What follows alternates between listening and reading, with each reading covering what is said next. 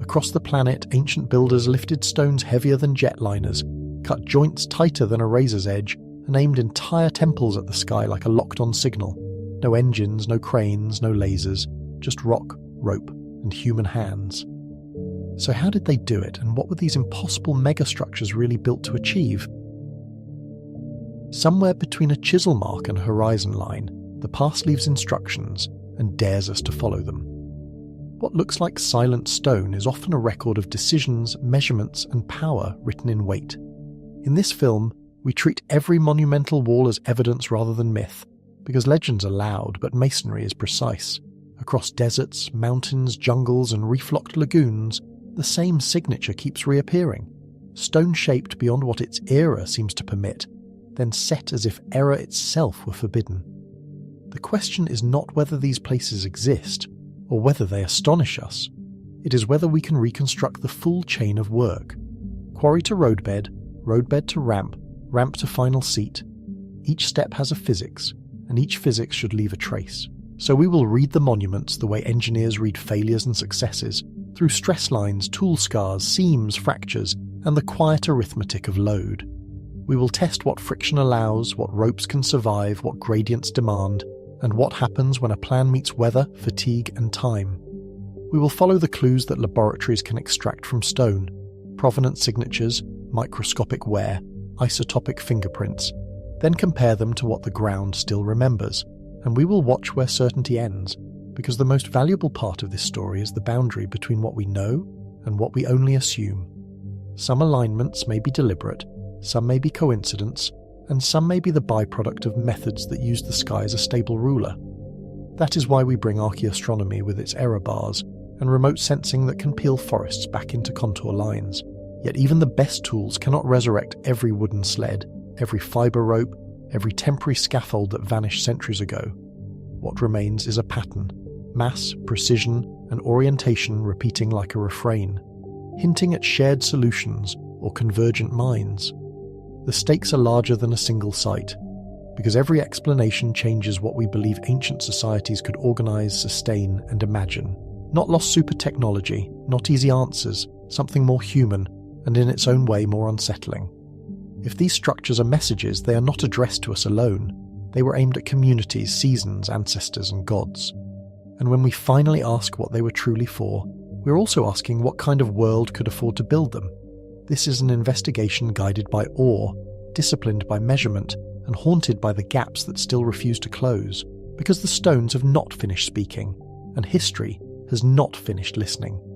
Before we begin, let us know in the comments below where in the world you're watching from, and what time it is there. Now, settle in for a journey. We begin with a global forensic survey, then chase the heaviest questions to Baalbek, the most disciplined workflows to Egypt, and the tightest fits into the Andes. From jungle calendars to ocean-built cities and the first monument builders before history, each chapter narrows the mystery without pretending it is solved.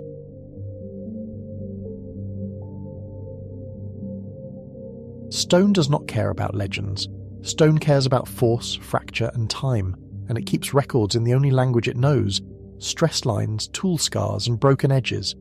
Across continents, walls and platforms rise from bedrock with a shared signature. They are oversized, overbuilt, and strangely exact, and they look less like ruins than like solved equations waiting to be checked. In the opening montage, the camera does not linger on faces or names. It lingers on corners, seams, and shadows, then cuts to a human figure standing beside a block for scale. In Lebanon, Baalbek's trilithon blocks sit in a temple podium like frozen freight. Individual stones push into the hundreds of tons, with estimates climbing higher depending on the assumed density and the measured dimensions. The limestone reads as pale and dense under harsh sun, and the joints read as deliberate, not accidental. When the camera skims the seam, it reveals a decision. Surfaces were brought into contact with intent, not chance. Baalbek's broader complex belongs to the Roman period, yet the podium stones provoke a separate question. Monumental building was a Roman specialty, but even Roman logistics had thresholds, and thresholds are where engineering becomes history. In Egypt, the Giza Plateau compresses ambition into geometry. Millions of blocks form planes and corners that still hold their lines, even after wind abrasion, seismic tremors, and centuries of scavenging. The limestone casing is mostly gone, but the underlying mass still behaves like a single object. The scale feels familiar because it is photographed endlessly, yet the tolerances remain hard to internalize when you stand at the base. Here, precision is not only in a single joint, it is in the cumulative straightness of edges that run for meters, and in the way angles repeat across a structure that is not forgiving. In Peru, Sacsayhuaman locks polygonal stones into zigzagging walls without mortar.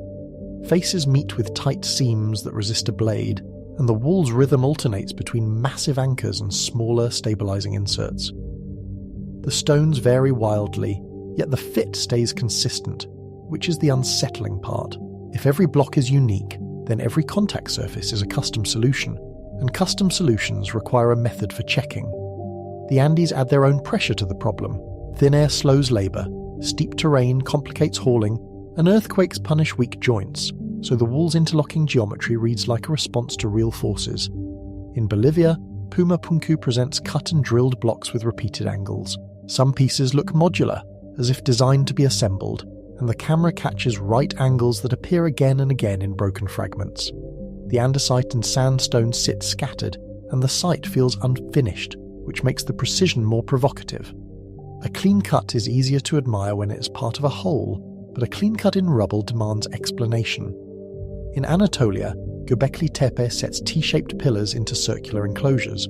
The stone is carved with animals and symbols, foxes, boars, birds, then buried and forgotten beneath deliberate backfill. Its age pushes monumental planning deep into the Neolithic, into a world without metal tools and without the later bureaucracies we associate with megaprojects. The pillars stand like silhouettes against the idea that complexity must arrive late. In Micronesia, Madol stacks basalt columns like logs into seawalled compounds. The architecture sits on tidal flats, far from easy quarry work, and the dark stone absorbs heat until it shimmers above the water. The method looks simple because the units look uniform, yet the logistics feel punishing. Basalt is dense, the columns are awkward, and the ocean does not care about schedules. These places are separated by oceans and millennia. Still, they rhyme in three ways: mass, precision, alignment. First is mass, the bluntest variable and the easiest to underestimate. Some blocks weigh as much as modern locomotives, and even a single lift becomes a project, not a task. Mass is not just a number on paper. It is friction under a sled, compression in a rope fibre, and bearing pressure where a stone meets soil, which can liquefy or rut under load. When the numbers climb, every assumption about transport must be earned. A route must be graded, a turning radius must exist, and a failure point must be anticipated before the first pull. Second is precision, which looks like artistry but behaves like engineering. Tight joints reduce wobble and distribute load, and they also reduce the pathways for water that can freeze, expand, and pry stones apart. Flatness and symmetry demand control over cutting and checking. Precision is not decoration. Precision is a structural decision, and it can be the difference between a wall that creeps and a wall that locks. Third is alignment, the quiet variable that turns stone into a measuring device. Many complexes track cardinal directions or horizon events, and the camera can show it with a compass rose laid over the ground. Some reference solar extremes, lunar cycles, or star risings, and those references imply repeated observation. Alignment turns architecture into a measuring instrument, and instruments require calibration, not just belief. The central question is not whether ancient people were capable. The question is how capability was organized into a repeatable process, so that design, quarrying, transport, and assembly connect in one continuous chain. A chain is only as strong as its weakest link. If one step requires a technique that leaves no trace, or a labor force that cannot be supported, the chain becomes a story rather than an explanation. This documentary treats the stones like evidence, not like props. We will measure claims, compare sources, and separate what is known from what is assumed, because wonder without method is just a mood. The word impossible is a shortcut, and we will use it carefully. It does not mean supernatural. It means the current explanation lacks a complete testable pathway from quarry to final placement. Sometimes the chain is strong, and the ground itself keeps receipts. Quarry marks show extraction methods and tool contact, and unfinished blocks reveal the sequence of cuts that were intended. Ramps, sledges and rollers can be modelled with friction and labour, and those models can be checked against slope limits and traction. Tool traces can match copper, stone or abrasive sand, which behaves like a cutting edge when used patiently. Sometimes the chain breaks, and the break is not dramatic. Transport routes are missing or disputed, construction sequences are debated because layers are disturbed or reused, and dating can hinge on charcoal, mortar, or context that is incomplete. Even when dates exist, they can be slippery. Carbon dating measures organic material, not stone, so it dates a fire, a reed mat, or a burial layer that may or may not relate to the moment a block was set. Our approach starts with archaeology, because context is the first constraint. Stratigraphy tells what came first and what was rebuilt, and it can show whether a wall is a single event or a palimpsest of repairs. Typology compares styles and techniques across time. Context matters because stones move and stories follow, and a block reused in a later wall can carry an earlier technology into a later scene. We add geochemistry to track provenance, because rocks have signatures. Isotope ratios and mineral fingerprints can link a block to a quarry, and that link narrows the map while tightening the logistics. Provenance can also expose later repairs. If a patch of stone comes from a different source, it hints at restoration, reuse, or a change in supply, and those changes can rewrite a construction narrative. We use experimental archaeology to test methods under controlled limits. Can a crew move a block with sledges, ropes, and wet sand, where the water reduces friction by changing how grains shear? Can stone be flattened with pounding stones and abrasives, where the work is slow but measurable? Replication does not prove history, but it can bound possibility, and it can reveal hidden costs in time and coordination. We lean on engineering because stone obeys statics, whether anyone names the equations or not. Leverage, counterweight, and centre of mass decide what can be tipped or slid, and small misjudgments scale into disasters. Friction coefficients turn guesses into calculations. Failure modes reveal which steps are least forgiving, and they also reveal where builders might have added redundancy, extra width, extra mass, extra margin. We consult archaeoastronomy to evaluate alignment claims, because the sky is not fixed. Precession shifts the sky over centuries, so dates matter, and a claimed stellar target must match the ancient horizon. Horizon astronomy depends on local topography, not abstract charts. A true alignment must survive measurement and uncertainty, and it must be distinguishable from chance in a landscape full of possible sightlines. We use remote sensing to see patterns beyond the trench. LiDAR can reveal terraces, roads, and hidden walls under vegetation, and it can show how a site relates to its watershed and its quarries. Satellite imagery can map quarry scars and ancient paths, especially where ground access is limited. Data can challenge old site plans, and it can also confirm that a suspected route is physically plausible. Each tool has limits, and we will state them. A clean scan does not explain a motive, a plausible ramp does not prove it was used, and a carbon date does not date the stone itself. The tension lives in the overlap between what is plausible and what is evidenced. Many solutions work on paper, and many reconstructions look convincing in animation, but fewer are supported by traces on the ground. The gap between the two is where mystery persists. That gap is not an invitation to fantasy, but it is an invitation to better questions, because better questions produce better tests. Baalbek is a case study in intimidating numbers. If a block approaches 1,000 tons, the margin for error collapses, and the ground beneath becomes as important as the rope above. The question becomes not only how to move it, but why choose that size? Oversized stones reduce the number of joints, but they also multiply risk, so the choice implies either confidence or necessity. Giza is a case study in system, and systems leave patterns. Even modest blocks become extraordinary in aggregate, and the pyramid's smooth geometry implies consistent measurement across years of work. The puzzle is less about one miracle lift and more about sustained throughput. Organization becomes a technology, and the technology is visible in staging areas, tool distribution, and the rhythm of repeated tasks. Sacsayhuaman is a case study in fit, and fit is harder than it looks. The stones are not uniform, yet the joints are disciplined, and the wall's faces bend and lock like a three-dimensional puzzle. The question is how surfaces were checked and corrected at scale. Did builders use pigments to reveal high spots, or straight edges and plumb lines, or a combination of tactile testing and incremental grinding? precision without standardization demands a different workflow. It suggests teams specialized in fitting rather than only cutting, and it suggests that time was budgeted for adjustment, not just placement. Puma Punku is a case study in geometry where repetition implies planning. Repeated angles imply templates, gauges, and a shared reference for what counts as square, even when pieces are separated by meters. The question is what tools produced consistent cuts in hard stone. Abrasives can cut slowly and hammerstones can shape, but consistent right angles suggest measurement discipline that must be demonstrated, not assumed.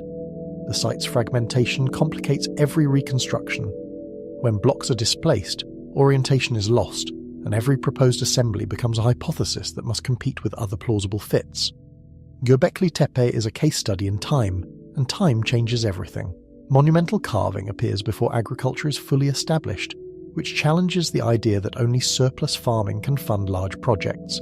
The question is what social structure sustained labour for ritual architecture? Were these seasonal gatherings, where groups returned with shared purpose, or were there permanent specialists supported by exchange and obligation? Its intentional burial adds another layer of intent. To bury a monument is to make a decision about memory, and that decision hints at changing beliefs, changing power, or changing risk. Nan Madol is a case study in environment where water is both obstacle and tool. Basalt columns are heavy, awkward, and waterlogged, and salt air accelerates weathering that can erase subtle tool marks. The question is how transport worked across reefs and channels. The ocean is both a barrier and a roadway, and a floating platform can move loads that would be impossible on land. Across these sites, motives are argued as fiercely as methods, and motives shape engineering choices. Some structures read as tombs, temples, or palaces, while others function as calendars, processional stages, or territorial statements. Engineering serves belief, and belief justifies engineering, and the feedback loop can be measured in stone. When a society invests in permanence, it often invests in precision, because precision looks like authority. We will avoid the trap of single-cause explanations. A monument can be ritual and political at once, and it can encode astronomy, while also displaying labour power. Human projects rarely have one purpose. They are negotiations between materials, leaders, seasons, and fears, and those negotiations leave compromises that can sometimes be read in the masonry. We will also avoid the trap of dismissing ancient skill. Stoneworking is a craft with deep knowledge of grain, hardness, and fracture, and skilled hands can do astonishing work with simple tools. Without engines, people use time, repetition, and organization. The past is not primitive. It is different, and that difference can be more disciplined than we expect. Still, some details remain stubborn, and stubborn details deserve attention. Why do certain blocks show no clear lifting points, even where lifting would seem unavoidable?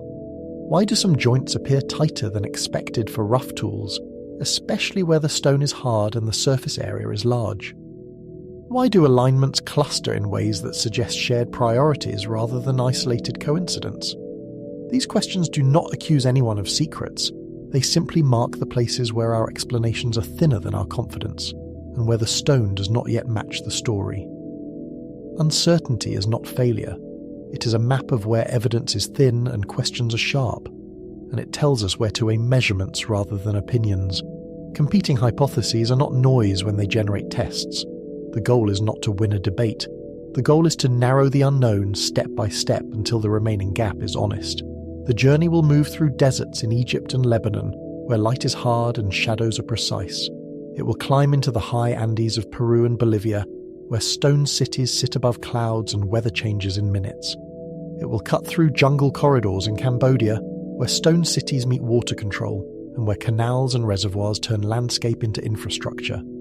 It will cross oceans to Micronesia, where architecture floats on tides and storms rewrite coastlines. It will also move through deep time into Neolithic Anatolia. When dates shift earlier, assumptions about complexity must shift too, because planning does not wait politely for our timelines. The timeline is part of the mystery, and it is also part of the method. If a structure is older than expected, then every tool claim, labour model, and alignment target must be recalculated. Through all of it, the stones feel like messages, and the camera will treat them that way. They confront us with silence and weight.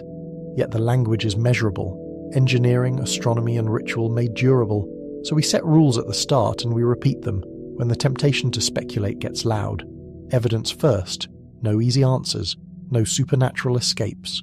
We will sit with uncertainty when the chain of proof breaks, and we will say exactly where it breaks. That honesty is not less exciting. It is the only way the mystery stays real. Because if we can measure the stones, we can measure the problem. And the problem begins where the numbers are most intimidating. We begin with the heaviest claims on Earth. We begin at Baalbek.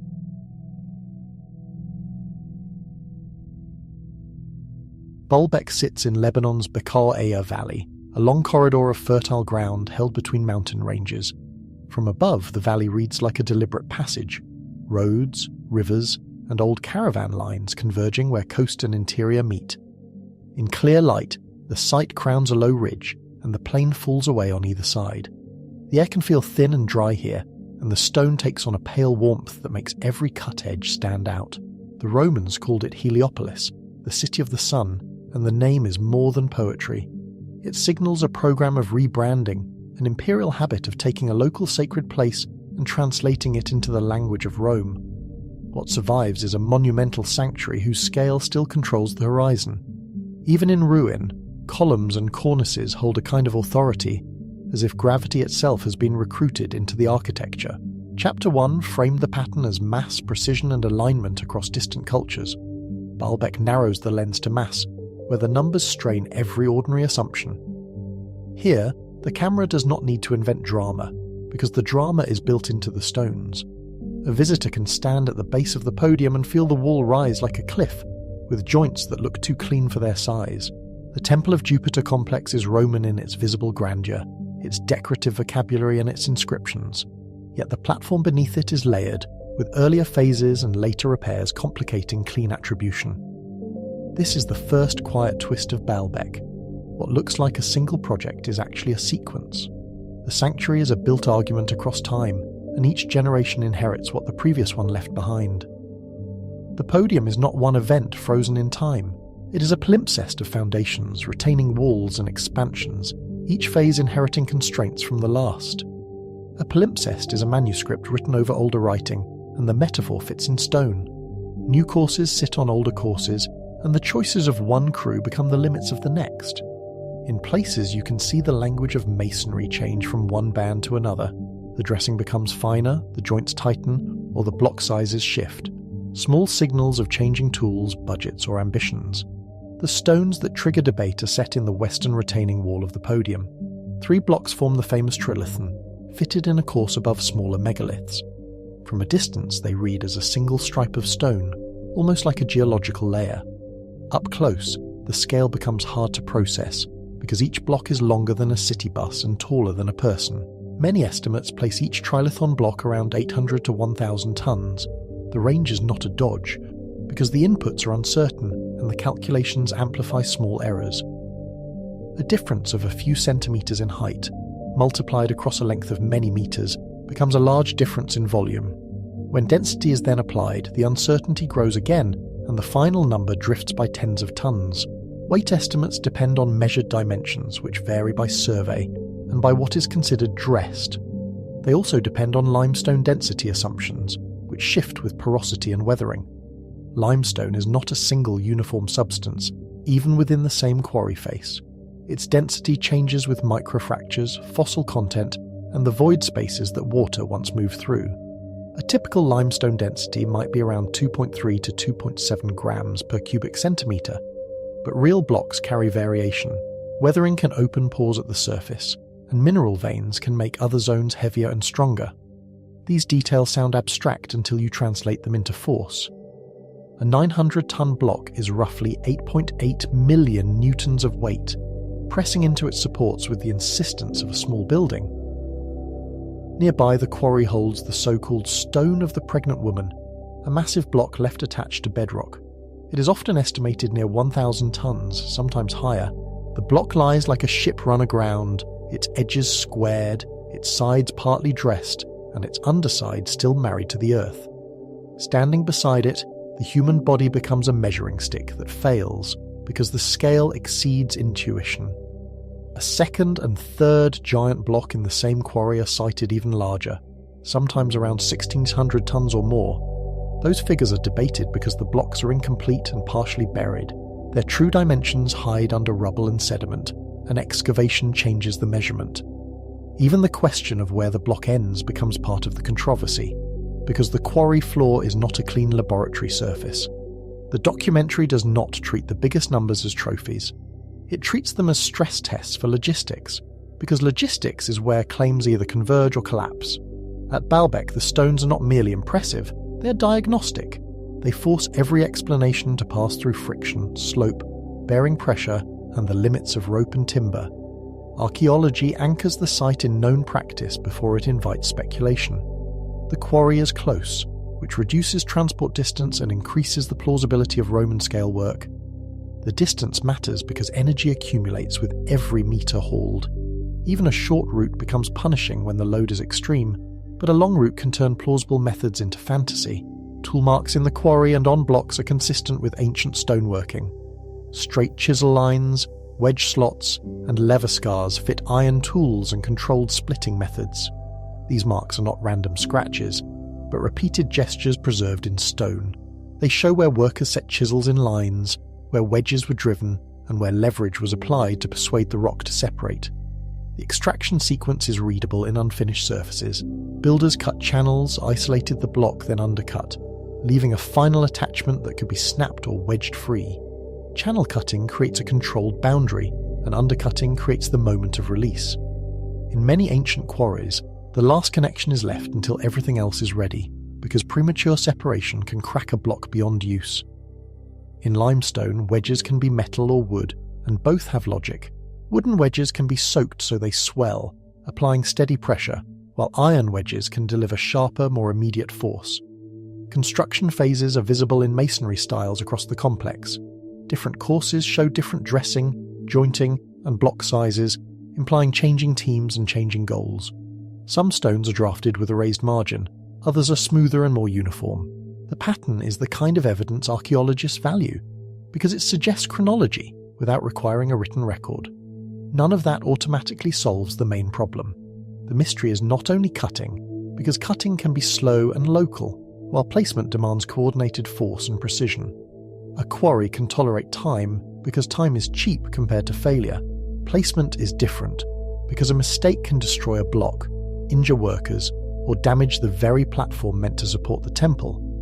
The trilithon blocks sit high in the wall, not at ground level. They were moved, turned, aligned, and set with tight tolerances on a raised platform that had to remain stable. Their position is part of the puzzle, because height multiplies risk. The higher the block, the more catastrophic a slip becomes, and the more elaborate the temporary works must be. A 1,000-ton block is not just heavy.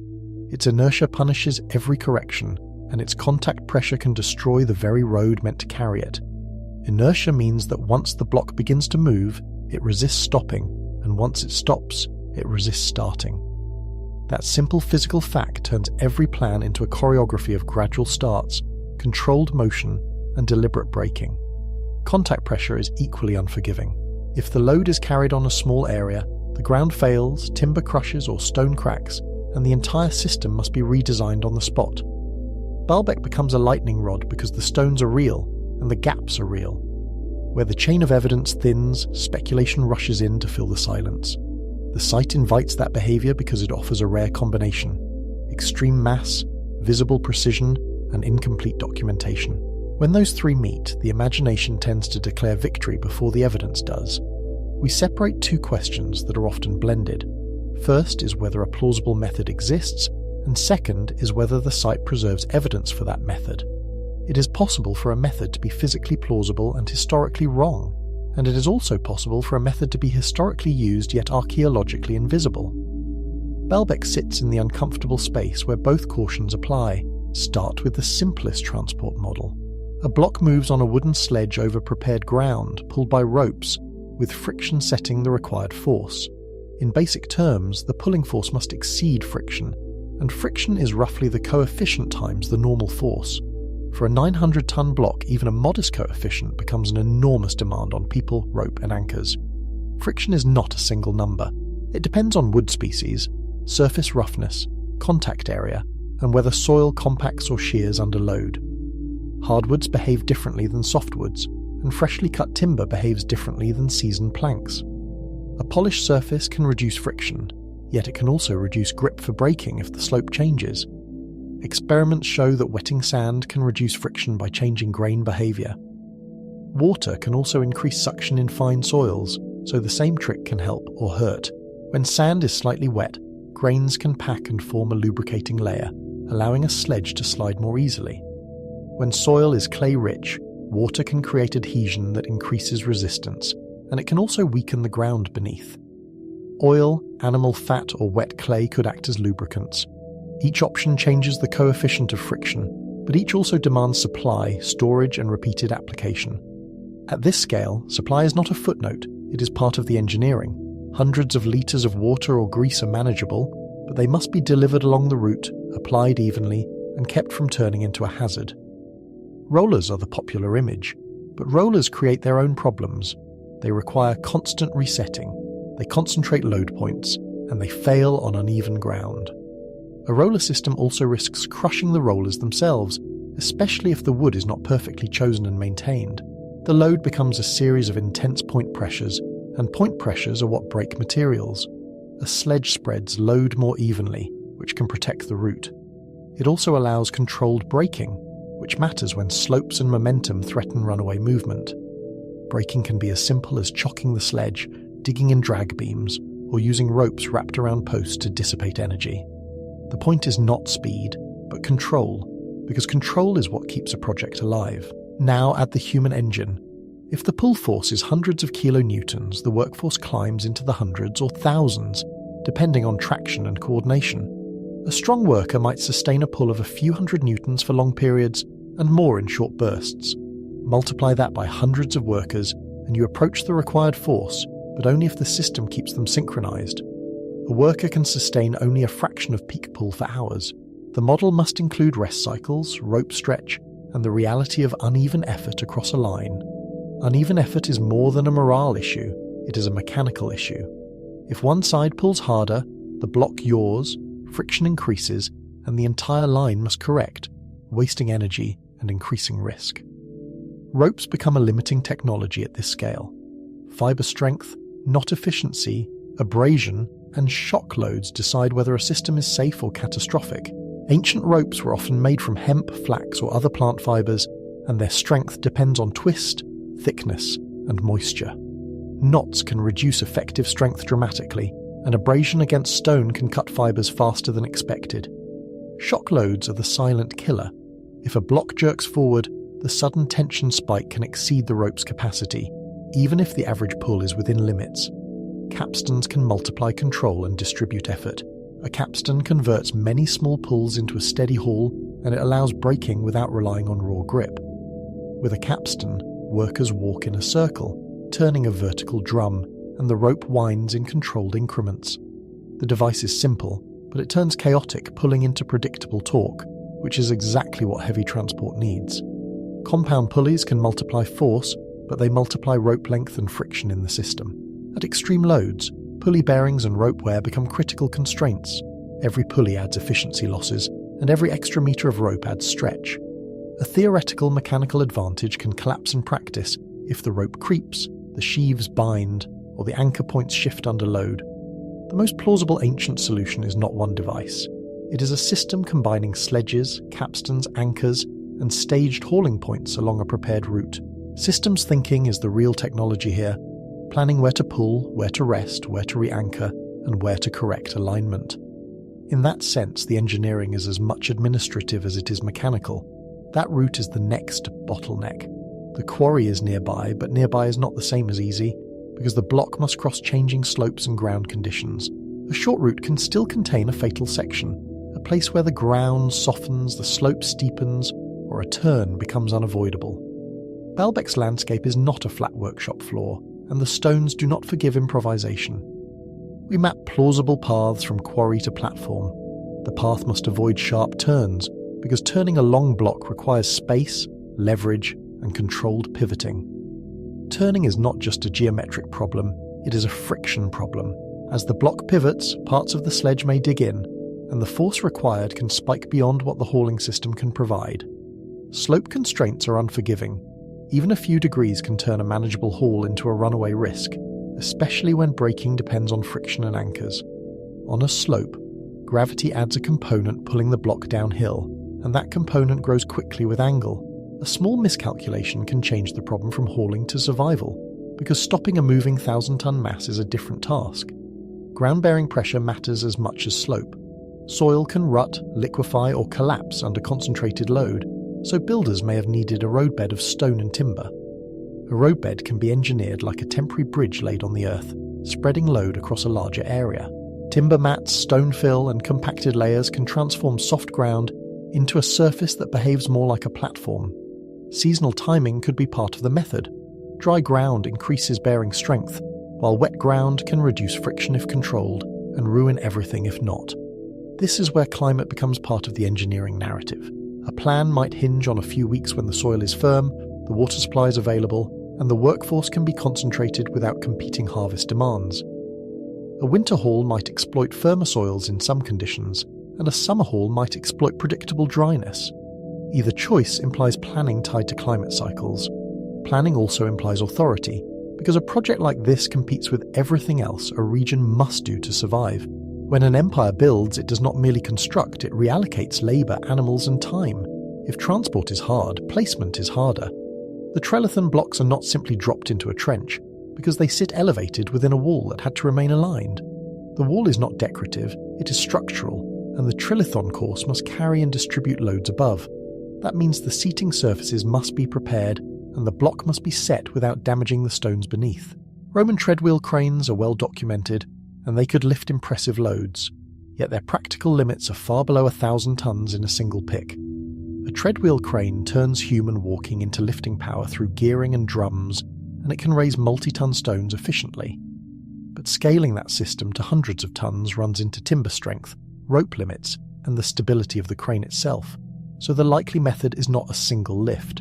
It is incremental raising, where a block climbs in controlled steps using levers, cribbing, and repeated reblocking. Incremental raising is slow, but it is also safe in a particular way. Each small gain can be locked in, and if something fails, the block drops only a short distance, not catastrophically. Cribbing builds a temporary tower of timber and stone beneath the load. Each cycle lifts a small amount, locks the gain, and resets the lifting points. The visual is almost like building a wooden city under a stone mountain. Layers of beams cross at right angles, distributing load, while wedges and packing stones remove tiny gaps until the mass is supported evenly. Levers can move enormous weights when the lift is small. The constraint is not force alone, but the strength of fulcrums and the stability of the supporting ground. A lever multiplies force, but it also concentrates stress at the fulcrum. If the fulcrum sinks, cracks, or slips, the lever becomes a weapon against its own operators. Sand lift techniques offer another incremental method. A block rests on a bed of sand, sand is removed in controlled amounts, and the block settles into final position. This method turns gravity into a gentle tool because the block lowers itself. The key is control, sand must be released evenly, or the block tilts, binds, and risks cracking at an edge. Sand can also be used in reverse with ramps and packing. Builders can raise a block by building up support under it, then sliding it onto a prepared seat. Packing is the quiet art of heavy construction. Small stones, shims, and wedges can translate a rough placement into a precise final position, but only if the surfaces are dressed and the load is distributed. Ramps are the backbone of many ancient placement theories. An earthen ramp can convert vertical lifting into horizontal hauling, at the cost of massive earth moving. A ramp is not merely a pile of dirt, it is an engineered structure with compaction, slope control, and retaining edges. If the ramp shears, the block can slide and the project can end in a single uncontrolled moment. A ramp must be wide enough to support the load and stable enough to resist shear. It also must be removed later, which leaves traces that are not always preserved. Removal can erase evidence, but it rarely erases everything. Earthworks often leave borrow pits, disturbed layers, and unusual deposits, and the question becomes whether later activity has masked those signatures. Counterweight methods could assist at critical moments. A descending weight can control ascent, but it requires strong anchors and careful synchronization to avoid shock loading. Counterweights trade one risk for another. They can smooth motion, yet they also create a system where two massive bodies are linked, and a failure in one becomes a failure in both. Turning and final alignment are often ignored in popular explanations. A block must be rotated and nudged into place, which demands fine control under extreme mass. Final alignment is where the work becomes almost surgical. The block must meet its neighbours without binding, and it must land on its bedding surface without crushing a corner or spalling an edge. That control can come from rollers used only for micro-adjustments, from pry bars, and from temporary timber tracks. Tight tolerances imply repeated checking and correction. Checking can be done with plumb lines, straight edges, and sighting along reference points. The tools are simple, but the discipline is not, because the cost of a mistake rises with every ton. The joints at Baalbek are not magical, but they are intentional. Large contact surfaces were dressed, and the fit reduces differential movement in the retaining wall. A well-fitted joint spreads stress and reduces the chance of localized cracking. In a retaining wall, where lateral forces and settlement can accumulate, fewer weak planes can mean greater long-term stability. Why choose blocks that large at all? One answer is structural, because fewer joints can mean fewer weak planes in a massive platform. Large blocks also behave differently under vibration and settlement. A wall built from many small stones can adjust in small ways, but it can also creep, while a wall built from huge stones resists movement until it fails dramatically. Another answer is symbolic. Monumentality is a technology of power, because it turns labour and stone into an argument that cannot be ignored. A visitor does not need to read Latin to understand the message of mass. The message is embodied. Someone had the authority to cut this stone, move it, and place it here, and that authority is meant to feel inevitable. In Roman imperial culture, scale was propaganda made physical. A sanctuary that dwarfs visitors also dwarfs rivals, and it ties local sacred geography to imperial authority. Heliopolis was not built in a vacuum, and the empire did not build for beauty alone. Temples were statements of order, and order was the promise Rome offered in exchange for loyalty, taxes, and soldiers. Baalbek's location mattered for more than logistics. It sat at a cultural crossroads where Phoenician, Hellenistic, and Roman identities overlapped and competed. Crossroads create layered meanings, and layered meanings create layered architecture. A sacred site can accumulate names, gods, and rituals, and each new regime can claim continuity while quietly changing the story. Layered cultural phases complicate every simple story about who built what. Earlier foundations may have been reused, enlarged, or reinterpreted as the sanctuary grew. Reuse is not a sign of laziness, it is a rational response to existing mass. If a foundation already exists, it is cheaper to adapt it than to remove it.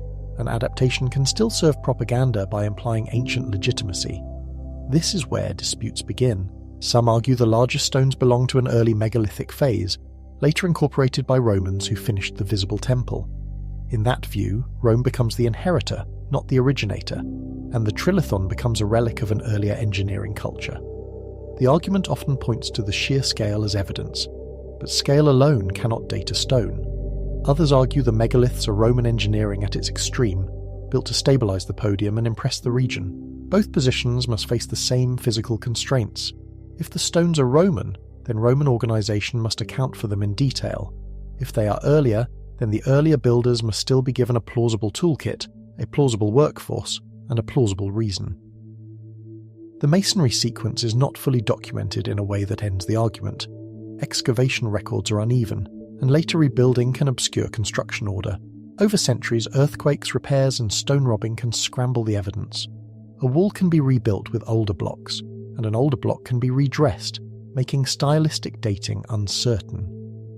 The quarry raises a sharper question than the platform. Why are the very largest blocks still there, cut and prepared, yet never transported or placed? The quarry is like a sentence that stops mid-word. It shows capability and intent, but it also shows interruption. An interruption demands an explanation grounded in human decisions. One explanation is practical failure. A block could crack, the route could prove impossible, or a political change could end funding before the hardest move. A crack does not need to be dramatic to be fatal. A hidden fracture can propagate under stress, and once a block is committed to transport, discovering that flaw can mean losing months of work. Another explanation is design change. builders may have realised smaller blocks were sufficient, or they may have altered the podium plan mid-project. Design changes happen in modern megaprojects, and they happened in antiquity too. A new emperor, a new governor, or a new priesthood can redirect resources, and stone already cut can become an abandoned investment. A third explanation is risk management. The biggest blocks may have been intended as options, prepared in advance, then abandoned when the cost curve became too steep. At some point, the marginal gain of going larger may have vanished. If the structural benefit was small and the risk enormous, a rational builder could choose to stop, even after proving the quarry could produce the stone. The unfinished stones preserve the work process, but they also preserve an interrupted decision. They show intent without completion, which is why they attract myth. Myth thrives where a project is both audacious and incomplete. The mind wants a reason equal to the scale, and it often prefers a dramatic explanation to a bureaucratic one. Speculation often jumps from big stones to lost machines. The more disciplined approach is to ask which link in the chain lacks evidence and what traces that link should leave. This is the method of forensic engineering applied to archaeology. You start with a proposed workflow, then you ask what scars it would leave on rock, soil and architecture, and you look for those scars. If a ramp was used, where is the borrow pit and where is the spoil? If capstans were anchored, where are the post holes or anchor sockets? If a roadbed carried the load, where are the compacted layers and the edge-retaining stones? If cribbing towers stood, where are the crushed timbers or levelling deposits? Some traces may be gone, robbed or buried under later occupation. Yet absence still matters, because extraordinary claims require a pathway that fits both physics and context. The challenge is to balance humility with rigour. We cannot demand perfect preservation, but we also cannot accept a method that leaves no plausible footprint in a place that has been studied for generations. So we build bounded scenarios rather than single answers. Scenario 1 uses sledges on a prepared road, with capstans and anchors, moving blocks in staged pulls. In this scenario, the route becomes a controlled corridor, with stations where the block can be chocked and the ropes reset. The work rhythm is repetitive: pull, lock, rest, inspect, and pull again. Scenario 2 uses an earthen ramp system that brings the hauling surface up to placement height. The block is slid into the wall course, then the ramp is dismantled. Here the main labour shifts from hauling to earth moving, because the ramp must be built wide and compacted. The payoff is that the block can be moved mostly horizontally, which is easier to control than vertical lifting. Scenario 3 combines incremental jacking with partial ramps and sandbeds. It minimises peak lifting, but it demands long time horizons and careful sequencing. This hybrid approach is attractive because it spreads risk across many small operations. It also demands patience, because every lift is measured in centimetres, and every centimetre must be secured before the next. Each scenario can be tested with numbers. We can estimate friction forces, rope loads, timber volumes, workforce size and time, then compare them to Roman supply capacity. A calculation does not prove what happened, but it can eliminate what could not have happened. If a scenario requires rope strengths beyond known materials, or timber volumes beyond local availability, it becomes less credible. The results do not make Baalbek impossible. They make it expensive in labour, planning, and risk, which is consistent with an empire that could mobilise resources. Expense is sometimes the point, because expense can be displayed. A project that consumes thousands of workdays and mountains of timber becomes a public demonstration of control over people and landscape. The remaining unknown is not whether humans can move heavy stone. The unknown is the exact workflow that matched this site's terrain, tools, and construction sequence. That workflow would have been a choreography of measurement, hauling, braking, and alignment, repeated until the extraordinary became routine. The question is whether the archaeological record still holds the faint fingerprints of that routine. Baalbek teaches a specific lesson about the central question. Without engines or lasers, the decisive technologies are measurement, organisation, and controlled repetition. It also teaches a lesson about uncertainty. When a site is layered and partially excavated, the gaps invite stories, and the stories can outrun the evidence. So we end this chapter with what Baalbek clearly shows. Ancient builders could plan at extreme scale, quarry with discipline, and fit massive blocks into a coherent platform. We also end with what Baalbek does not yet show, a fully evidenced step-by-step chain from quarry bedrock to final course, including the abandoned giants. Baalbek leaves us with a final, unsettling observation. If an ancient society could even attempt stones of this size, what does that say about its confidence? What does it say about the kind of authority required to keep thousands working toward a single placement? If Baalbek is the problem of maximum mass, the next chapter adds a different pressure. Egypt is mass plus extreme geometric intent, where the landscape becomes a measuring instrument. The question stays the same, but the constraint changes. When weight meets geometry, the unknowns shift from hauling to calibration, and the stones demand new tests.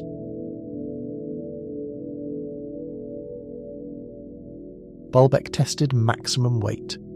Egypt tests repeatable precision, sustained for decades, under a sky used as a reference frame. In Lebanon, the spectacle is singular mass, one lift that dares gravity and invites disbelief. At Giza, the spectacle is repetition, because the same decisions had to work again and again.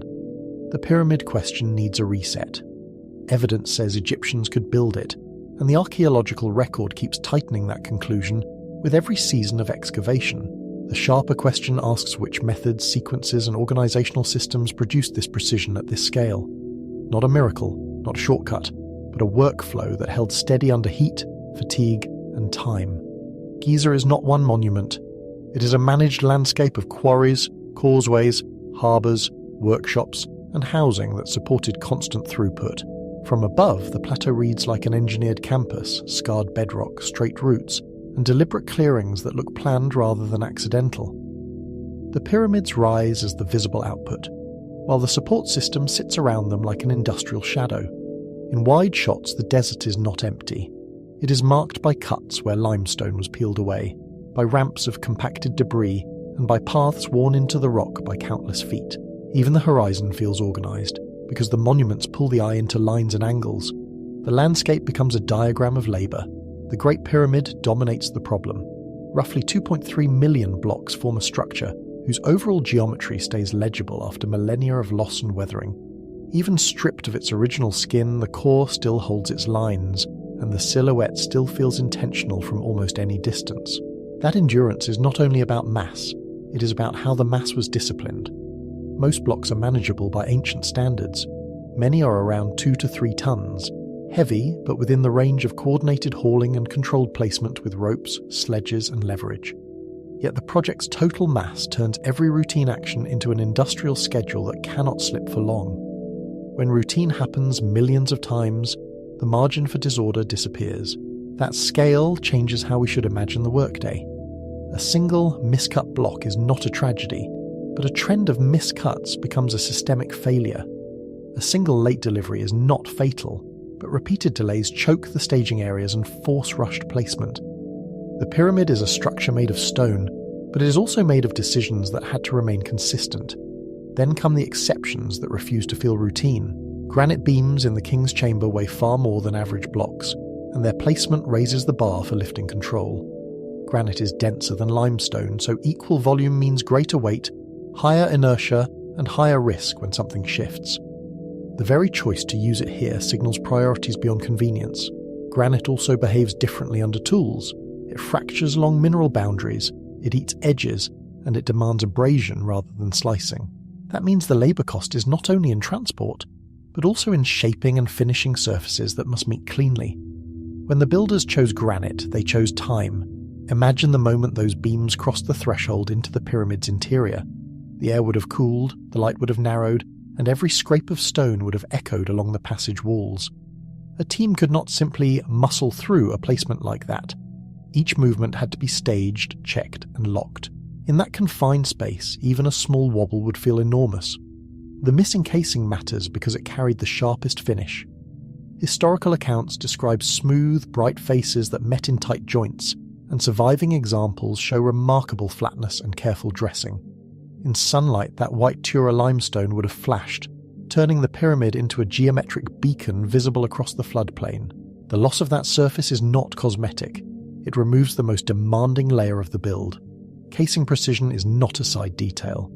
A true outer plane forces strict control of corner lines, base level, and cumulative error across enormous distances. If one course drifts even slightly, the next course inherits the mistake and amplifies it across the face. Precision, at this scale, is not a single measurement. It is a culture of correction. Those joints also carry information about technique. Tight fits imply repeated checking with straight edges, plumb lines, and sighting along faces, because the human eye can detect waviness even when rulers cannot. The casing stones had to be set so that the finished surface read as one continuous plane. That is a visual standard as much as a technical one. The central question returns. Without engines, cranes, or lasers, how did measurement discipline stay consistent across years, crews, and shifting conditions? How did they keep a shared truth of straight, level, and square as the monument climbed upward? And how did they prevent local improvisation from becoming global distortion? Start at the quarry, because extraction sets the tempo. Much limestone came from the Giza Plateau itself, reducing distance while increasing the need for careful staging and traffic control. Quarrying on site is efficient, but it also means the build zone is surrounded by active cuts, debris, and constant movement. The pyramid rises while the ground around it is being continuously reshaped. The plateau limestone is not uniform like factory stock. Layers vary in hardness and fossil content, and that affects how cleanly blocks separate and how they weather. Builders had to read the rock, choosing beds that split predictably and trimming where natural flaws appeared. Geology becomes part of scheduling, because stubborn stone slows everything downstream. The casing stone came from Tura on the east bank. That choice implies a supply chain that valued quality and workability enough to justify river transport and careful handling. Tura limestone is fine-grained and takes a high polish, which matters when joints must close tightly and surfaces must read as flat. Choosing it is like choosing a better alloy, more effort up front, fewer compromises at the finish. Granite came from Aswan, far to the south.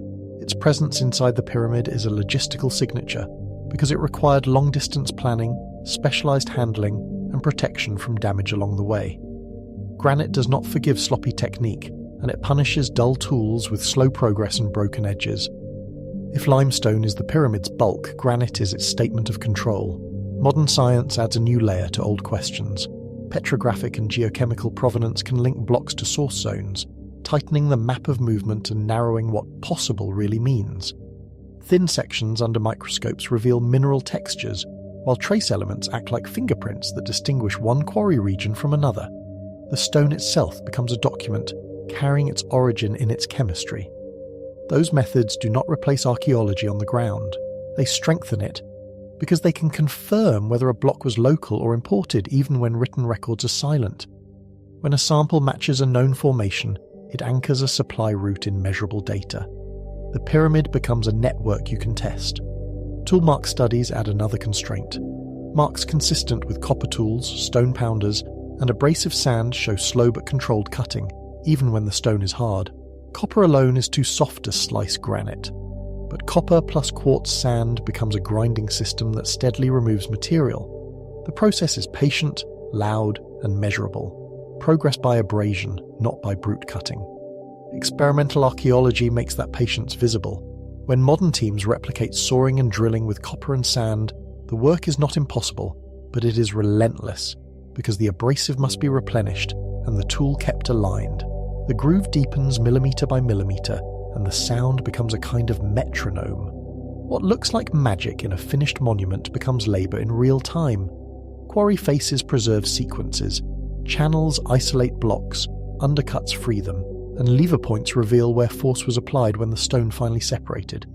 You can read the order of operations in the scars, like a storyboard carved into bedrock and left unfinished. Even the waste piles speak, because their size hints at how much trimming happened before transport. The work is not mysterious in principle. It is mysterious in scale, because millions of repeated steps require training, supervision, and quality control that does not drift over years. A single expert can shape a stone, but only a system can shape 2 million stones. The pyramid is less an object than a sustained performance. From quarry to river, the Nile becomes infrastructure. Egypt's transport advantage was not a machine.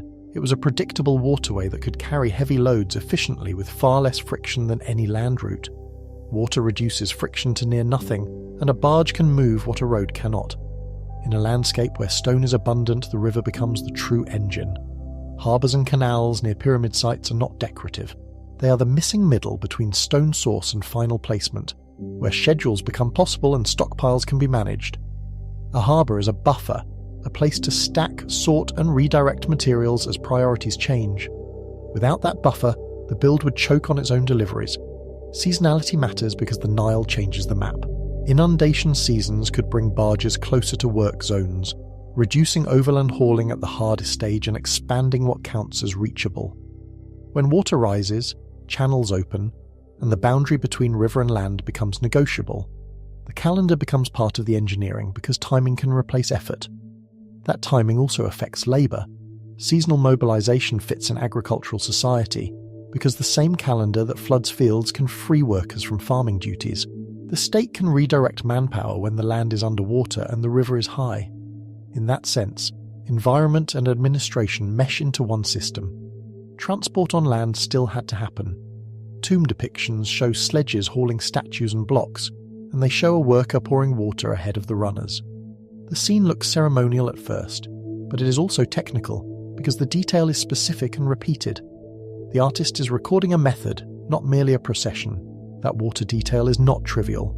Experiments suggest wet sand can reduce friction by changing grain behaviour, lowering the pull force needed for a given load. Dry sand piles in front of a runner, acting like a brake, while damp sand compacts and shears more smoothly under pressure. A small change in moisture becomes a large change in manpower. Friction becomes a planning variable. A small reduction in coefficient scales into huge labour savings when the load is measured in tonnes and the distance in kilometres. It also changes safety, because a smoother pull reduces sudden jerks that snap ropes or topple a block. In this context, physics is not abstract, it is a daily budget. Sledges also spread load better than rollers. They reduce point pressure on the ground, and they allow controlled braking when slopes change unexpectedly or when footing degrades. Rollers can skid, split or sink, and they demand constant repositioning under a moving load. A sledge keeps contact predictable, and predictability is what large teams can coordinate, but sledges do not solve organisation. Ropes must be made, maintained and replaced, and fibre quality determines failure thresholds in a way crews can feel immediately. Teams must pull in rhythm, and supervisors must prevent yaw that increases resistance and chews up the track. A drifting sledge wastes energy, and wasted energy is the enemy of schedule. The pyramid is a throughput machine. Even if one block can be moved, the real question is how thousands were moved repeatedly, without collapsing the schedule or exhausting the workforce. A build like this cannot rely on heroic days, it needs ordinary days that add up. The miracle, if there is one, is sustained normalcy. That brings us to ramps, the most argued link in the chain. Ramps are plausible in general, yet the exact ramp system for Giza remains contested because the evidence is partial and the geometry is unforgiving. The disagreement is not about whether ramps exist, but about which ramp fits the traces and the logistics. Every proposal must answer the same hard questions about material, angle and access. A straight external ramp is the simplest image. It also demands enormous volume of material, and it must extend far to keep angles within workable limits for traction and control.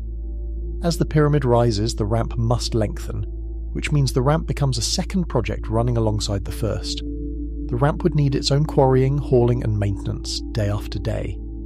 Angle limits are not academic. Too steep and traction fails, because the pull force climbs faster than human grip, and footing can manage with a heavy sledge. Too shallow, and the ramp becomes a long highway that consumes time, ropes and manpower with every trip. Somewhere between those extremes lies a workable slope, and that slope dictates ramp size. Zigzag ramps reduce length by climbing the pyramid faces. They introduce turning constraints because long sledges need radius and stable edges to avoid catastrophic slips at corners. A turn is not just a curve, it is a moment when the load can swing and bite into the ramp wall. The ramp's outer wall becomes a life-saving feature, not a convenience. Spiral ramps wrap around the pyramid. They reduce ramp volume, yet they complicate corner control and surveying, because the outer reference lines become obstructed for long stretches. Corners are the pyramid's truth markers, and hiding them behind a ramp is risky when alignment must be checked repeatedly. Surveyors would need alternative sight lines, or they would lose the geometry they are trying to protect. Internal ramp hypotheses try to solve that obstruction. They propose a ramp inside the mass, allowing hauling while preserving exterior geometry for alignment checks and casing preparation. The idea is elegant because it turns the pyramid into its own scaffold and keeps the outside readable. Yet elegance is not evidence, and the interior must still accommodate turns, ventilation, and structural consequences. Internal ramps face their own evidence problem. The model must match known internal spaces, structural needs, and the lack of clear ramp traces in the surviving core. If a ramp existed, where are the voids, the wear patterns, the access points, and the transitions between hauling and placement? The absence is not a refutation, but it is a constraint. No single model wins universal acceptance. Each solves one constraint while creating another, and the archaeological footprint is not decisive enough to close the debate. That uncertainty is uncomfortable, but it's also honest because it respects what we can and cannot see. It reminds us that the pyramid is not only stone, it is missing information. The debate is useful because it forces specifics. A real ramp must have a borrow source, compaction strategy, retaining edges, and a method for transitioning blocks onto final courses without losing control. It must also allow traffic in both directions, because tools, water, and crews must move as well. If a model cannot handle congestion, it cannot handle reality. It must also fit the workforce reality. Moving Earth at ramp scale competes with moving stone, so the labour allocation becomes a central engineering decision rather than a footnote. A ramp is not free, and it is not neutral, because it consumes time and materials that could build the monument itself. Every basket of fill is a basket not spent on quarrying, dressing, or hauling blocks. Lifting is often described as brute force. Ancient lifting is better described as incremental control, using levers, cribbing, and careful locking of each gain so that progress never becomes a free fall. A lever multiplies force, but it also requires stable fulcrums, sound timber, and disciplined timing among many hands. Cribbing turns height into a staircase of safe pauses. Incremental methods scale because they reduce catastrophic risk. A block raised centimetres at a time can be stabilised at every step, turning danger into routine and routine into training. Repeatable motion can be taught, supervised, and audited, which matters when crews rotate and experience levels vary. In a project this large, safety is a form of efficiency. Inside the pyramid, engineering becomes more than stacking. Chambers, corridors, and voids interrupt the mass, so load paths had to be managed deliberately as the structure rose course by course. Remove stone in the wrong place, and the weight above becomes a weapon that cracks ceilings and buckles walls. The interior is a negotiation between space and pressure. The king's chamber is built of granite. Above it, relieving chambers distribute weight away from the flat ceiling beams, reducing the chance of crushing failure over time. These spaces are not decorative rooms. They are structural strategies built into the monument's anatomy. They break up the load and redirect it towards safer paths. Corbelling in the upper structures shows another strategy. By stepping stones inward, builders redirect forces, creating stable shapes without needing long monolithic spans that would be difficult to quarry in place. A corbel is a compromise between a true arch and a flat lintel, and it works with stone strengths. It is also a lesson in how stone prefers to be loaded, mostly in compression. These are not guesses. They are readable structural decisions, and they show that builders understood stress behaviour through practice, observation, and the memory of earlier projects. They may not have written equations, but they had feedback, and they had consequences that could not be argued away. A cracked ceiling is a teacher, and a stable chamber is proof of learning. Settlement is the quiet enemy. A structure this heavy compresses its base, so levelling, foundation preparation, and stage loading had to be planned to avoid cracking and long-term distortion. Even bedrock can have variations, and even small variations can steer a monument off its intended plane. The base is where precision either begins or fails. Base levelling is also a visual drama. Imagine shallow trenches cut into rock, water shimmering in the sun, and workers marking the line where the surface becomes truly level. Water does not negotiate, and that is why it is useful. Once that reference exists, every course can be checked against it. The pyramid's internal precision suggests careful surveying. Passages hold consistent angles, and chamber placements imply a plan that survived changes in crew and time without drifting into improvisation. That survival implies records, templates, and authority. Someone had to enforce the plan when pressure demanded shortcuts. The pyramid does not feel like improvisation captured in stone. Modern scanning has reopened the interior question. Muon tomography has detected voids within the Great Pyramid, including a large anomaly above the Grand Gallery region. Muons are particles from cosmic rays, and they pass through stone in measurable ways, like a natural X-ray that never turns off. By counting them, scientists can infer where density drops. Muon data is powerful but limited. It shows density differences, not purpose, so every interpretation must stay bounded by what the method can actually resolve. A void might be a corridor, a cavity, or a cluster of gaps that add up to a signal. The technique offers a silhouette, not a label. The void could be a construction space, a stress relief feature, or an unfinished element left inside the mass when priorities shifted. It could also be a deliberate design choice whose function we do not yet understand, because function can be structural as well as symbolic. The temptation is to narrate immediately, to fill the empty space with certainty. The discipline is to let the emptiness remain, at least for now. The key point is restraint. New discoveries expand the map of unknowns, but they do not automatically validate any single narrative about hidden chambers or secret passages. Science can narrow possibilities without choosing a story, and it can also reveal how much we still do not know. In a monument built to endure, patience is an appropriate method. Precision at Giza is not only internal. The pyramid's exterior alignment is among the most provocative facts, because it implies a stable astronomical reference used repeatedly and checked over time. The plateau becomes an observatory, not with telescopes, but with lines, shadows, and repeated watching. The sky is not scenery, it is a measuring tool. The Great Pyramid is oriented close to true cardinal directions.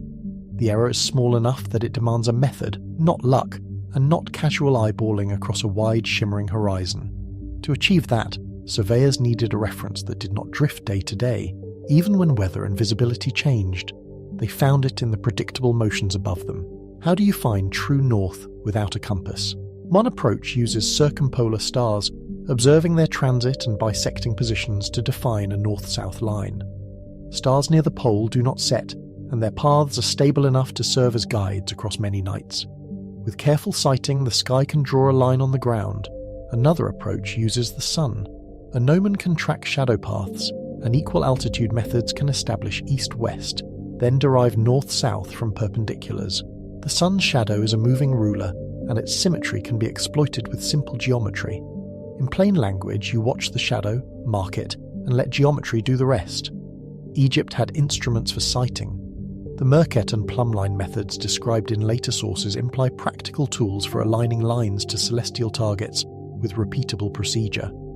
A plumbline gives true vertical, and a sighting bar gives repeatable direction when paired with careful observation.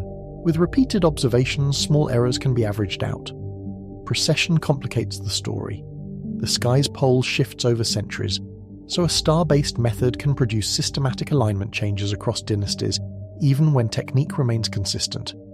The stars used as north slowly change their relationship to true north, and the change is subtle enough to masquerade as human error. What looks like error might be a timestamp written in orientation. That complication becomes a test.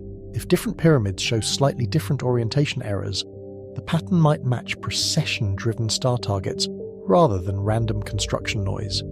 The data becomes a conversation between monuments across time, measured in arc minutes and centuries. Each pyramid points not only north, but also toward a particular era of sky. Astronomy here is not modern astrophysics. It is repeated observation turned into procedure, embedded in ritual and enforced by authority that expects the result to be correct.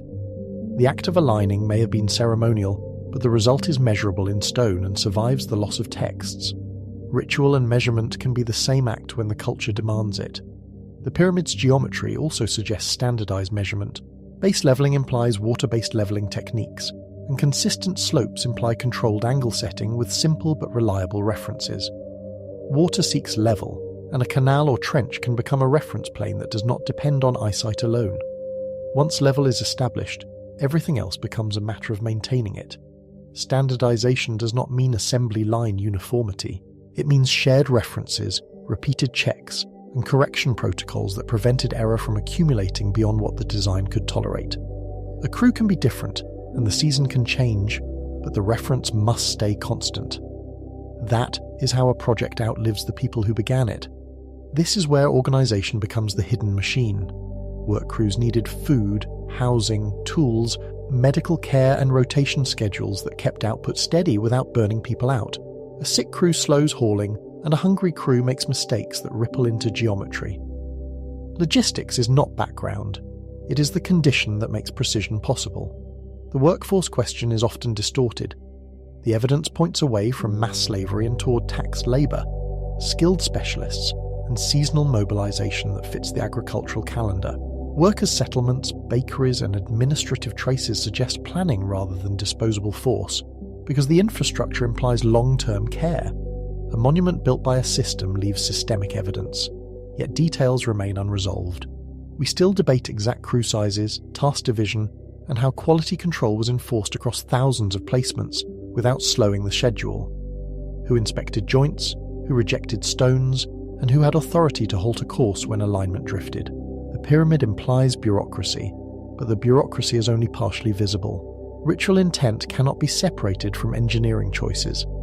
The pyramid is a funerary project, yet it is also a cosmic statement about kingship and order, and those meanings can shape technical priorities. Its shape is simple, but its meaning is layered, and those layers can influence design decisions that look inefficient. When a culture believes order is sacred, straight lines become moral lines. In Egyptian theology, the king's role was cosmic. The pyramid becomes a machine for transformation, aligning the dead ruler with imperishable stars and solar cycles that promise continuity beyond decay.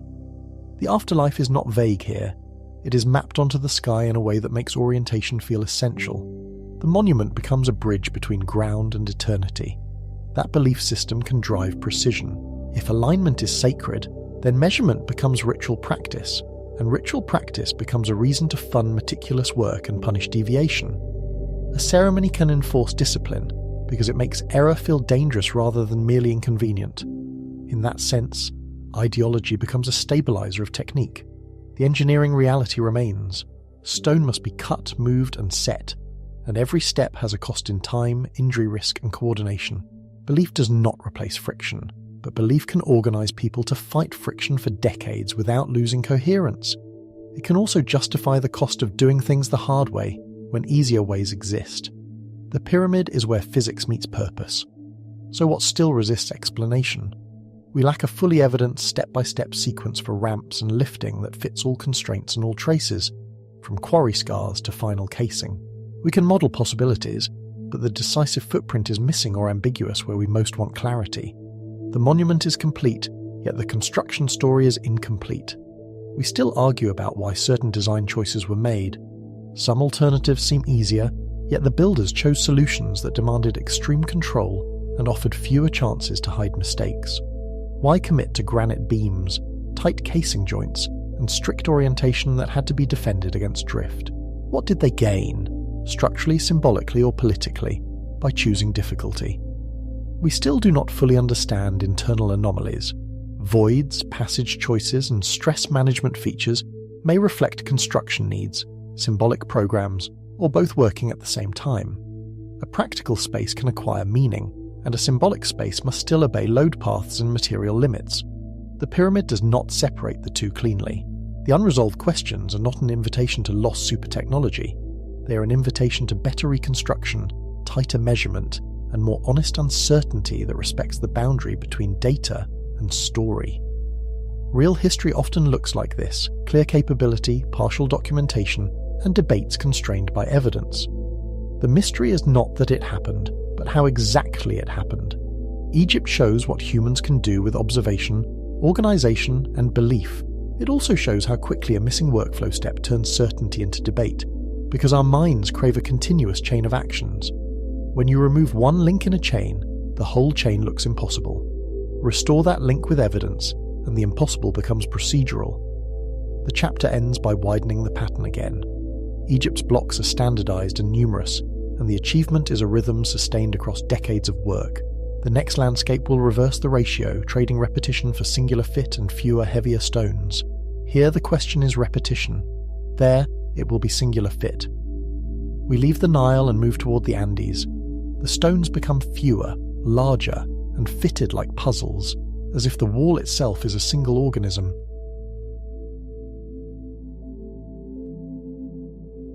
We leave the Nile's measured horizon and enter the Andes, where altitude becomes a constant constraint.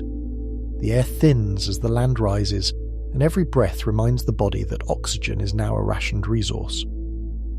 At these heights, even simple exertion carries a physiological tax.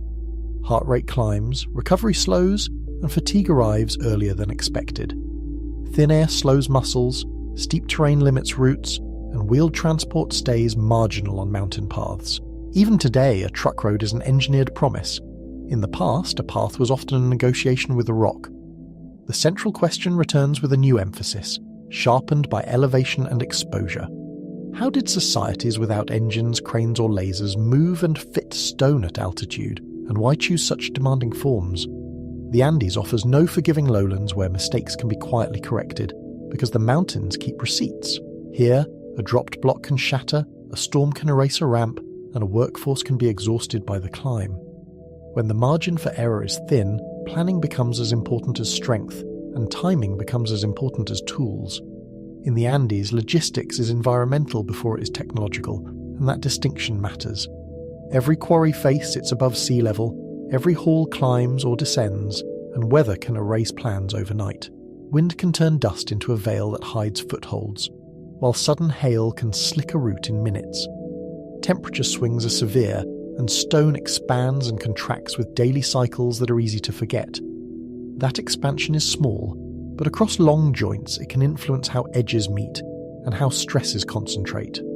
At high elevations, ultraviolet light is harsher, and exposed surfaces weather in ways that can subtly change edges. Freeze-thaw cycles can pry at microcracks, and even a tight seam can become a line where water lingers. The Inca are the most visible name, but the stonework story is layered across centuries. Pre-Inca traditions feed Inca expansion, and later rebuilding can blur where one phase ends. Styles migrate with people, and techniques persist even when rulers change, because good methods outlive politics. A wall can be both an inheritance and a statement, rebuilt to claim continuity while quietly altering the original intent. In that sense, stonework becomes a kind of historical palimpsest, each generation writing over the last, yet never fully erasing it. We start at Sacsayhuaman above Cusco, where walls zigzag in long defensive sweeps. From a distance, the lines look like a diagram cut into the hillside, and the scale reads as intentional intimidation. The terraces below appear like ordered steps, while the fortress crown seems to bite into the sky. Up close, the blocks become individuals, huge, dark, and irregular, yet composed with a calm precision. Their surfaces catch sunlight in broken facets, and the shadows between them look like ink lines drawn by a steady hand. Some stones show 10, 12, even more distinct faces, each meeting a neighbour at a different angle. The wall reads as irregular, yet it behaves as a coherent system, like a mosaic that also carries weight.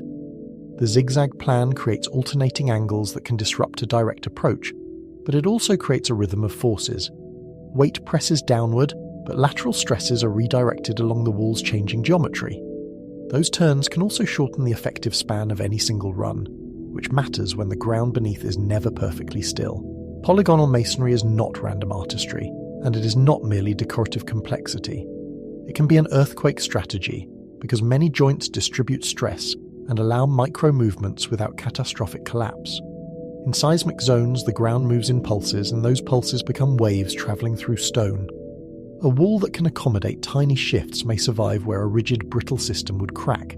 The Andes sits on an active tectonic margin, and the memory of shaking is embedded in the region's building choices. In seismic zones, rigid mortar can become a weakness, because it locks stones into a single brittle unit. Dry-fitted joints can shift slightly, dissipate energy, and settle back into place after shaking. The effect is subtle, and it is not a cartoon of stones sliding around.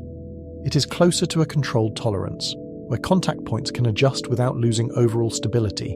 Friction at those contact points matters too, because friction converts motion into heat and reduces the amplitude of movement. This is why visitors call these walls living, even when the stones seem immovable. They seem to flex in theory, even if the stones barely move, because the geometry anticipates motion. The wall surface becomes a map of decisions, each angle chosen to resist separation. When you run your eyes along the seams, the pattern feels less like stacking and more like locking. The interlock suggests that builders expected the Earth to test them, and they prepared for that test in stone. The fit is the provocation, and it is the detail that holds the camera. Hairline seams appear to reject a blade, and the absence of mortar makes the join itself the only bond. There is no plaster to hide a mistake and no grout to forgive a gap. The stone must meet stone, and the meeting must be good enough to last. In close-up, the seams become almost abstract, thin dark lines that turn and vanish, then reappear as the wall bends. Precision needs a realistic definition, because the eye is easily seduced by a clean edge. Many joints are tight at visible edges, while contact patches inside can be uneven and still structurally effective. A joint can be engineered for stability without being uniformly perfect across its entire hidden surface. In practical terms, what matters is that the stones cannot wobble, separate, or concentrate stress at a fragile point. A small high spot can act like a fulcrum, and a fulcrum can turn weight into cracking force. Light and shadow amplify the impression of perfection, and the Andes sun is an unforgiving spotlight. A narrow seam can vanish in glare, while a deeper recess can hide small gaps that do not matter. When the sun drops low, shadows sharpen and seams appear deeper, changing what the viewer thinks they see. The wall becomes a moving illusion, not because it changes, but because the light does. The camera's angle becomes part of the evidence, and part of the temptation. The controversy begins when the eye expects flat planes, as if every face were machined. Many faces are subtly convex or concave, and the joint works because surfaces meet in controlled zones. A slight bulge can create a tight edge, while a shallow hollow can reduce unwanted high points. The result is a seam that reads as seamless, even if the interior contact is selective. That selectivity can be a feature, because it allows the builders to control where pressure travels. So the question shifts from magic to workflow, and workflow is where evidence can speak. How do you create complex multi-face contacts repeatedly, without modern gauges and without losing alignment across a wall? It is one thing to fit 2 stones once, and another to fit hundreds in sequence. Each placement constrains the next, and small errors can compound into visible drift. A long wall is a long argument, and every course has to agree with the course below. The tool debate has to stay grounded in evidence, not in what looks impressive on screen. Andes sites preserve hammerstones, pounding tools, and surfaces consistent with pecking and abrasion. Hammerstones are often river-rounded, sized for the hand, and battered where they struck hardest. Their wear patterns tell a story of repeated impacts, not a single dramatic cut. In some cases, the stone faces still show tiny impact craters, like a field of dimples that only becomes visible under raking light. Hard stone can be shaped by repeated impacts that crush high points, even when the tool is softer.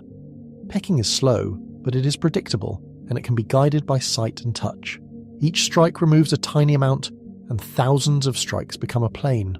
The method is laborious, yet it is also controllable, which matters when a mistake cannot be undone. The rhythm of pecking is also a rhythm of measurement, because every pass is a chance to reevaluate the surface. Grinding and polishing can follow pecking, using sand and water as abrasives. Abrasion turns soft metal into a carrier for harder grit, which does the cutting. Quartz-rich sand can act like a field of microscopic blades, and water helps carry waste away. Over time, a rough surface becomes smoother, and high points become easier to identify by feel.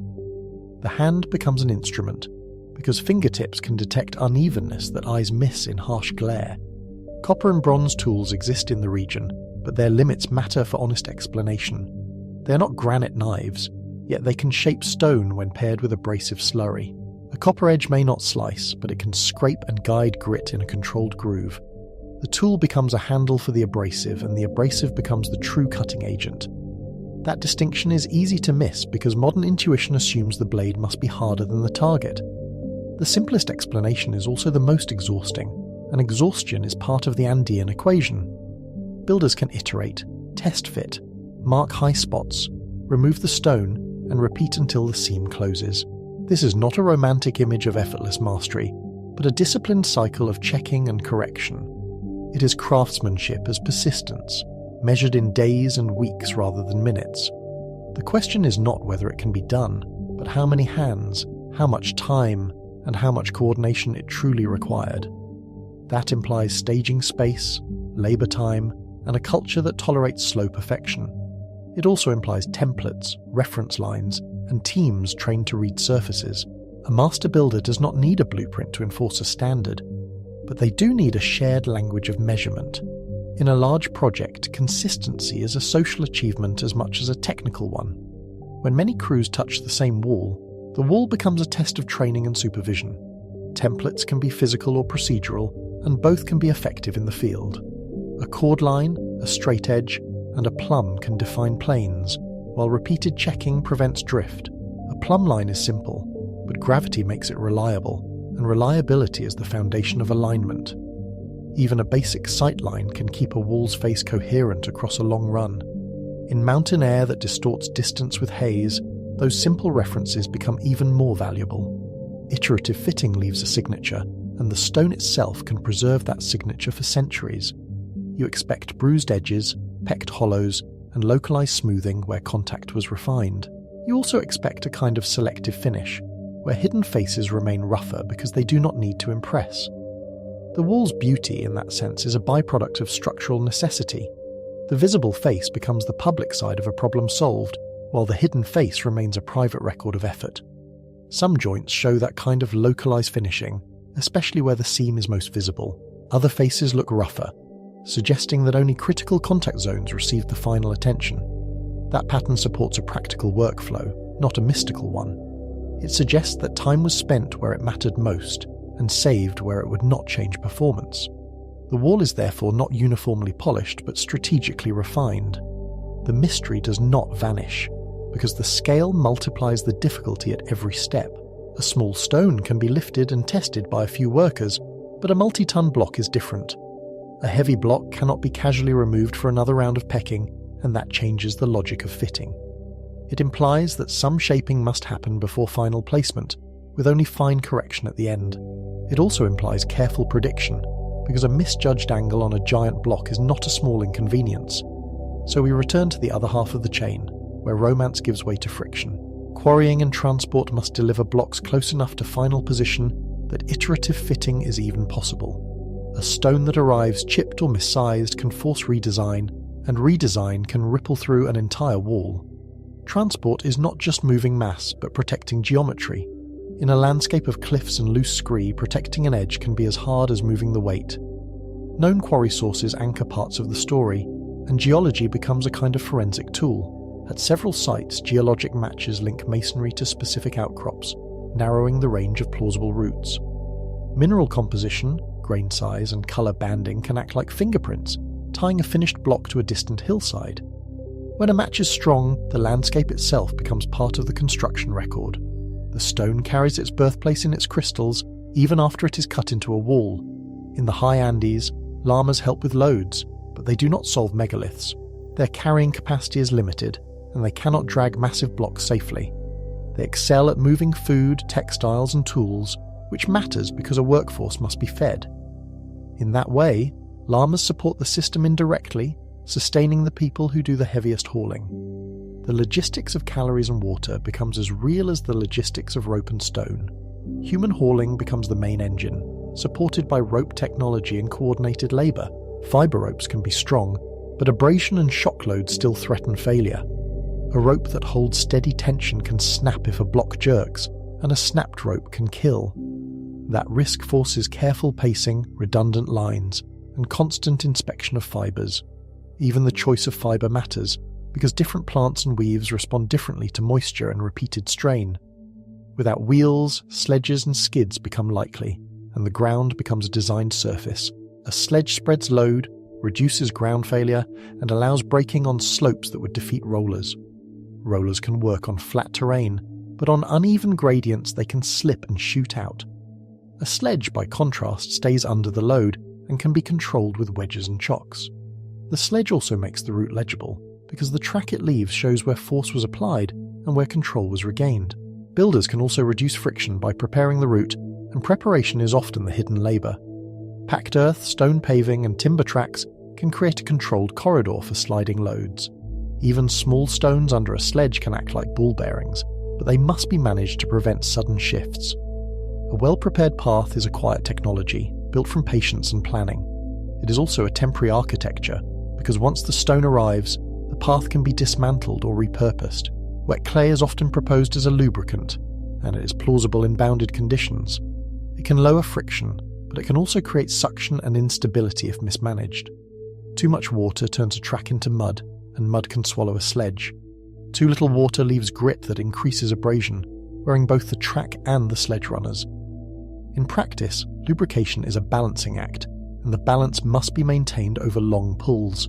Earthen ramps are the universal ancient answer to height, and their simplicity hides their cost.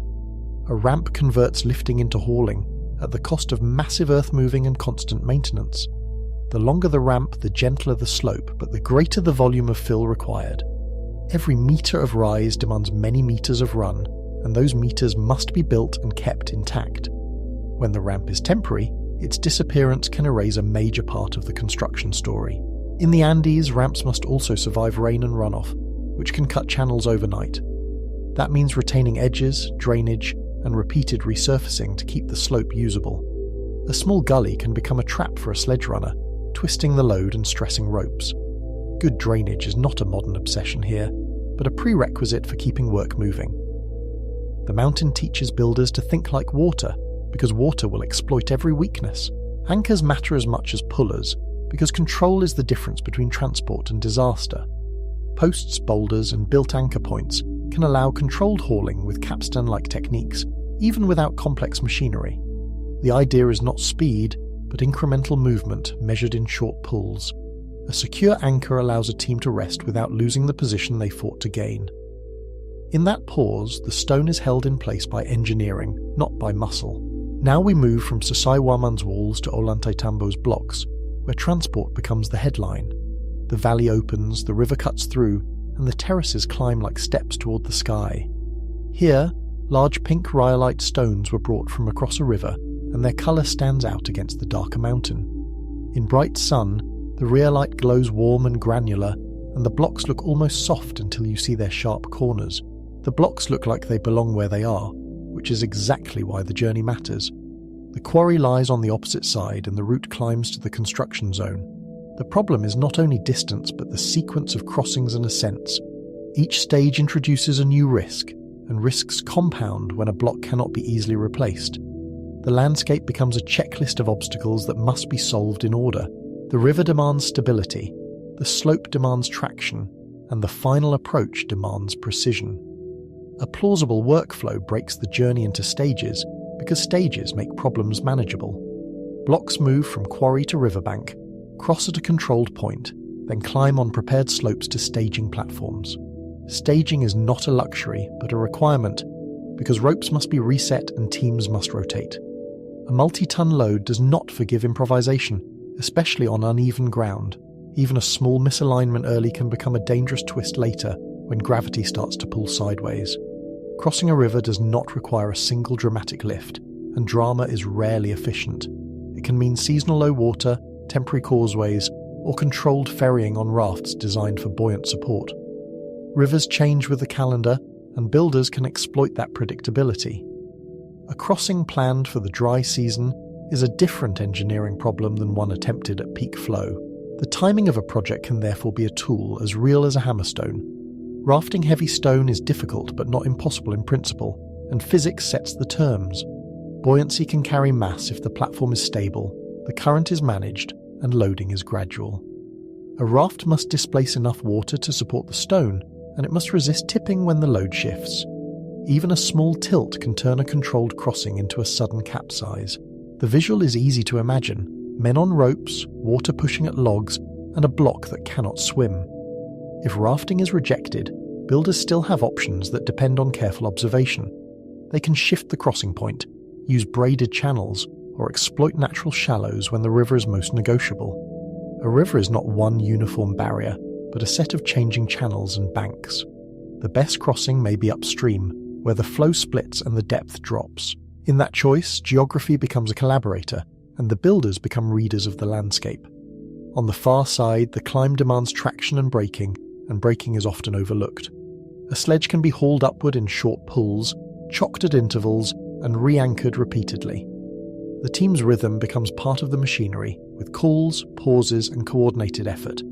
Each pause is a safety measure, and each reset is a chance to correct alignment. The soundscape matters here. Rope creak, stones scrape, and the sudden silence when the block finally settles onto a chock.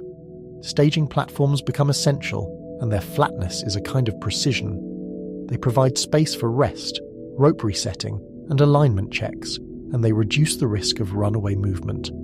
A platform can also serve as a workshop, where edges are refined before the final climb. In that sense, the route is not just a path, but a sequence of workstations. Each station is a decision point, where the builders ask whether the block is still true, or whether it needs correction. Ollantay Tambo also shows unfinished work and abandoned blocks, and those remnants are valuable. Those leftovers are not failures of skill, but evidence of changing plans, time limits, or political disruption.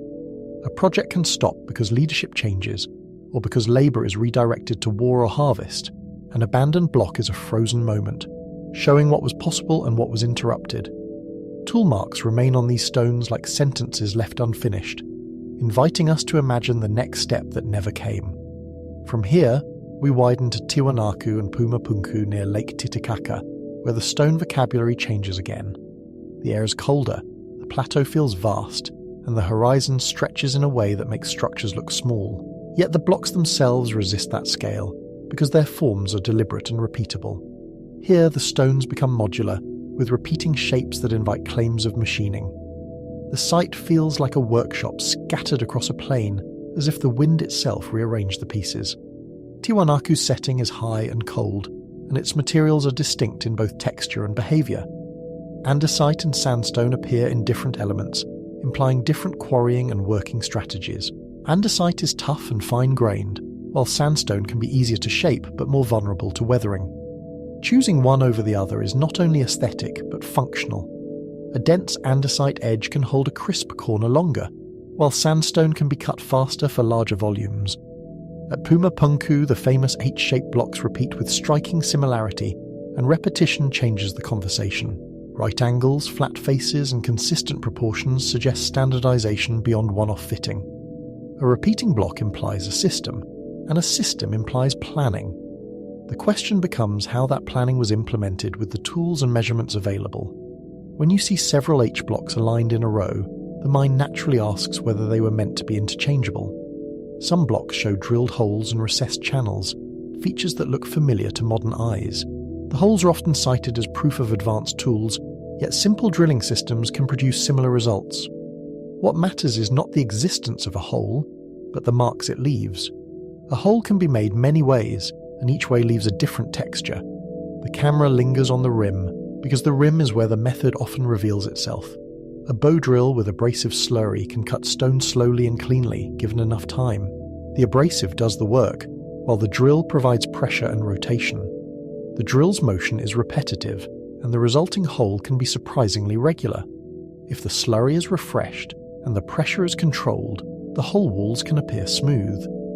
A patient drill can also be guided by a simple jig, which helps keep the hole straight without any modern motor.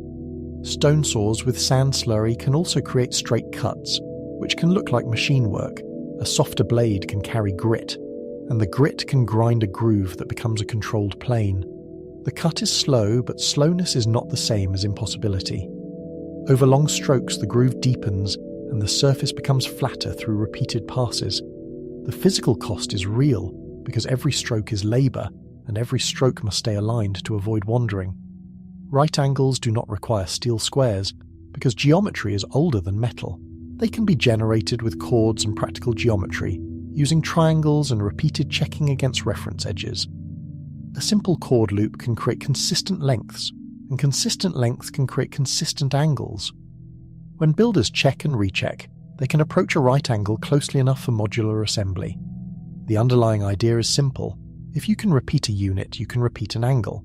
Standardized measuring systems can emerge without written blueprints, and memory can be institutional. A consistent unit, repeated templates, and skilled supervisors can produce modular similarity across many blocks. A template can be a wooden pattern, a chord measure, or even a master block used as a reference.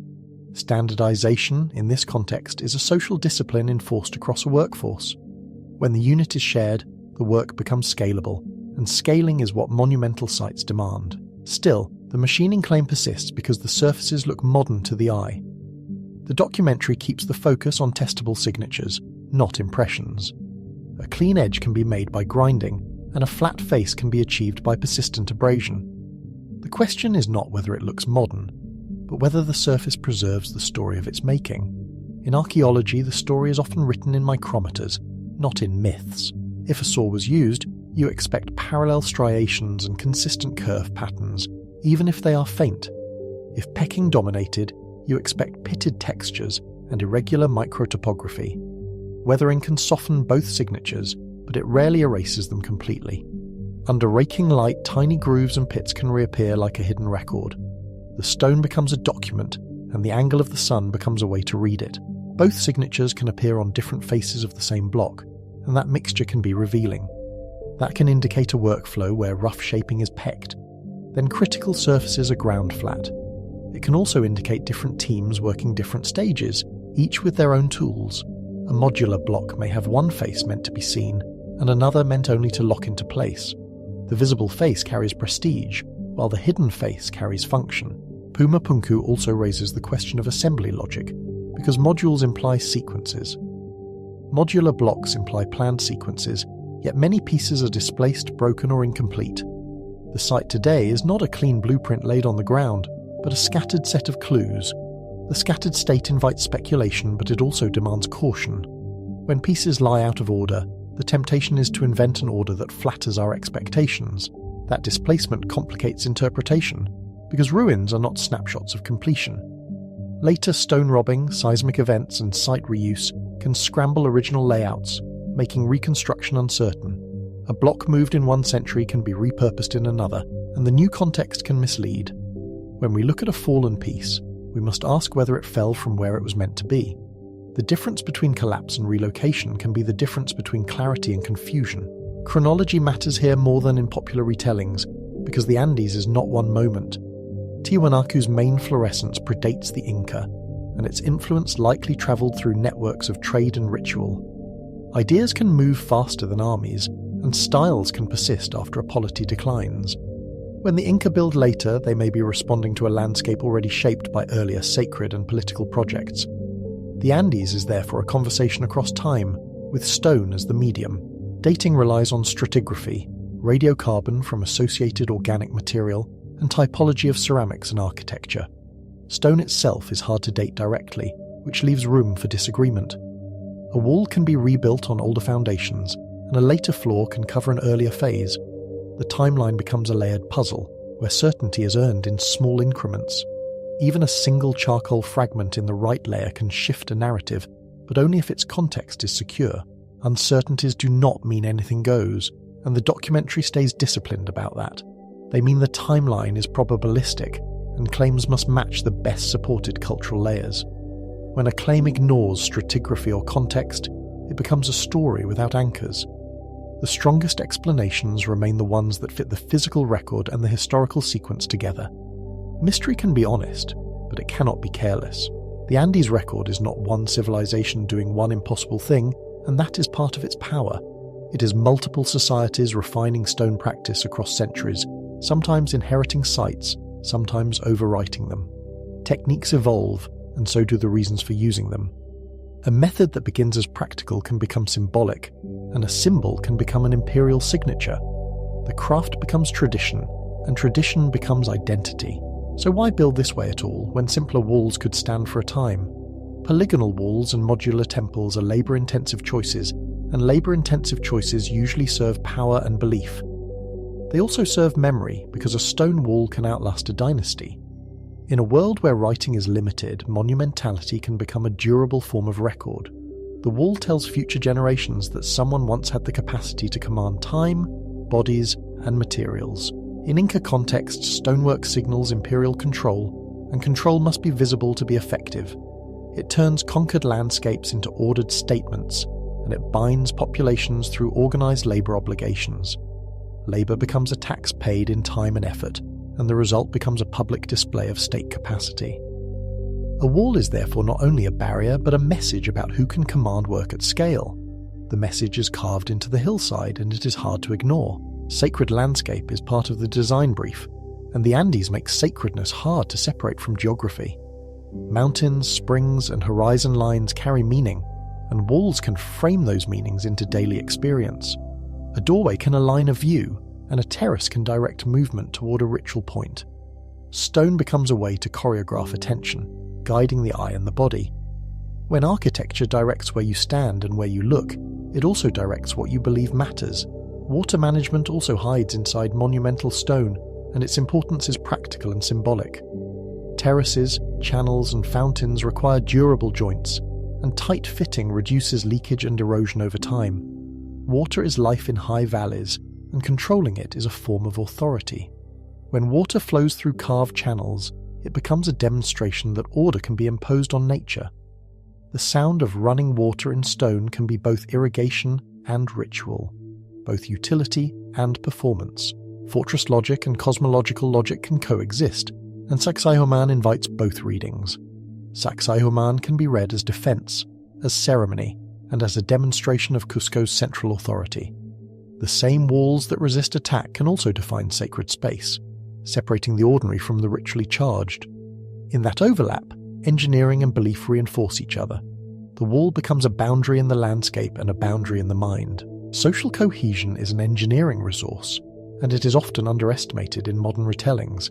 A state that can summon thousands to haul and fit stone can also summon them to farm, fight, and build roads.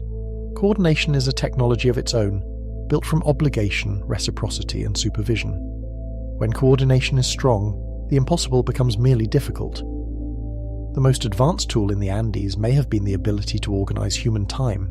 That returns us to the conclusion theme, where mystery is balanced by method. These structures do not require lost super technology, but they do require observation, organization, and belief applied without compromise. They require people who can accept slow progress and still maintain standards. They require leaders who can sustain projects across seasons, and workers who can translate orders into precise action. When we watch the seams, we're also watching the outcome of discipline sustained over years. Yet gaps remain, and the documentary does not hide them behind certainty. We still lack a fully evidenced workflow for complex multi-faced joints at megalithic scale. We can propose cycles of test fitting and marking, but we rarely find the intermediate traces in place. Where are the staging stones, the half-finished interfaces, and the discarded misfits that would reveal every step? If the process was iterative, the landscape should have held more of its footprints, unless later rebuilding swept them away. We still debate how standardized Puma Punku truly was, and whether its modularity reflects mass production or careful copying. We still search for intermediate construction traces that would show each step. If templates were used, where are the durable signs of their measurement system? If a sequence was planned, what physical evidence confirms the order of assembly? The questions are narrow, but their implications are wide because they determine whether we are seeing a factory-like logic or a mastercraft logic. Some missing evidence may be gone to erosion and rebuilding, because the Andes is not gentle. Some may still be buried, waiting for surveys that can connect quarry scars, routes, and placement sequences. A ramp can be dismantled for fill, and a workyard can become a later plaza. The absence of evidence is not proof of fantasy, but it does keep the debate alive. In archaeology, silence can mean loss, not mystery, yet it still leaves room for competing reconstructions. The Andes chapter ends with a controlled tension, the kind that honest archaeology must tolerate. Much is explainable through slow methods and disciplined systems, but the tightest fits still resist a single proven chain. The stones remain, the seams remain, and the questions remain, sharpened by every close-up. What did the builders see and feel as they tested a surface and decided it was finally ready? Did they judge by sight, by touch, by sound, or by some shared standard that never had to be written down? From mountain fortresses and high-altitude temples, the series turns toward a different kind of alignment. We move into the jungle, where stone is set to meet the sun, the equinox, and a civilization's calendar. The Andes taught us that stone can move like a living thing, at least in the imagination. Now we follow that imagination into green shadow, where time itself becomes the measure.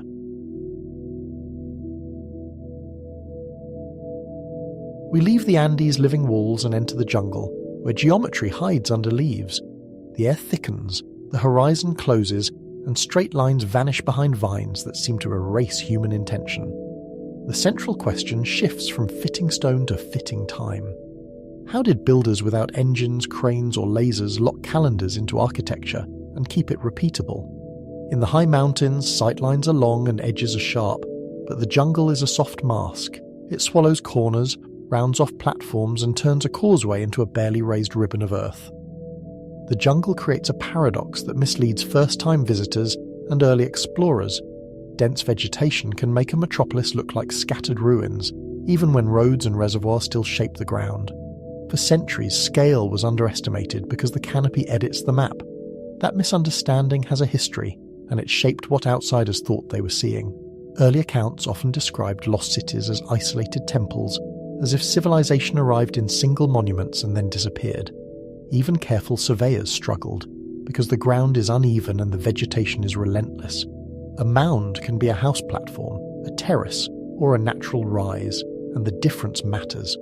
When the jungle is doing the hiding, the human mind tends to simplify what it cannot connect. Modern remote sensing breaks that illusion with a method that feels almost unfair. LiDAR pulses slip between branches and return a bare earth model that exposes grids, causeways, canals, and neighborhood mounds.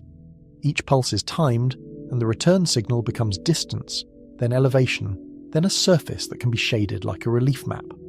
When millions of points are processed, the forest becomes a thin veil, and the ground becomes legible again. The result is not a single temple in isolation, but an engineered region. On screen, the transformation is dramatic, and it changes how we think. A green continuous canopy dissolves into a ghostly terrain model, where straight embankments cut across slopes and rectangular basins sit like fingerprints in the soil. What looked like wilderness becomes a patterned landscape, with repeated units that suggest planning rather than accident. You can almost feel the administrative mind behind it. Someone counted, measured, and decided where things would go. This matters for the series' larger argument about primitive labels. When the plan is visible, the question becomes administrative and mathematical, not mystical. A city that can coordinate water, traffic, and ritual space can also coordinate quarrying, labour rotations, and measurement standards. Complexity is not a rumour in the jungle, it is a measurable footprint. The jungle also forces a different kind of engineering discipline. Materials rot, soils shift, and water arrives in violent pulses, then disappears into months of dryness. A long-term city here must manage decay, not just construction, and that requirement shapes everything. It also means that what survives is biased towards stone and earthworks, while wood and fibre vanish. The map we recover is incomplete, but the missing parts do not erase the logic. Angkor is the first test case because its scale forces a systems view. Angkor Wat is not only a temple, it is a node in a wider hydraulic and ceremonial landscape that includes braes, canals, embankments, and managed floodplains. The temple's beauty is famous, but its context is the real astonishment. In aerial perspective, the monument sits inside a geometry of water and earth, like a jewel set into an engineered frame. To understand Angkor, we have to remember what the Khmer Empire represented in its time. Between the 9th and 15th centuries, rulers built a political landscape where kingship, religion, and infrastructure reinforced each other. The king was not merely a patron, but a pivot, and the city was a statement of order. When later centuries brought decline and shifting power, the jungle did what it always does. It moved in, quietly, and made the system look like a ruin. Angkor Wat's orientation triggers immediate debate because it is famously west-facing. Many Khmer temples face east, so the westward axis looks like an anomaly that demands explanation. The approach feels different because the sun's path is different, and the day's light behaves in reverse.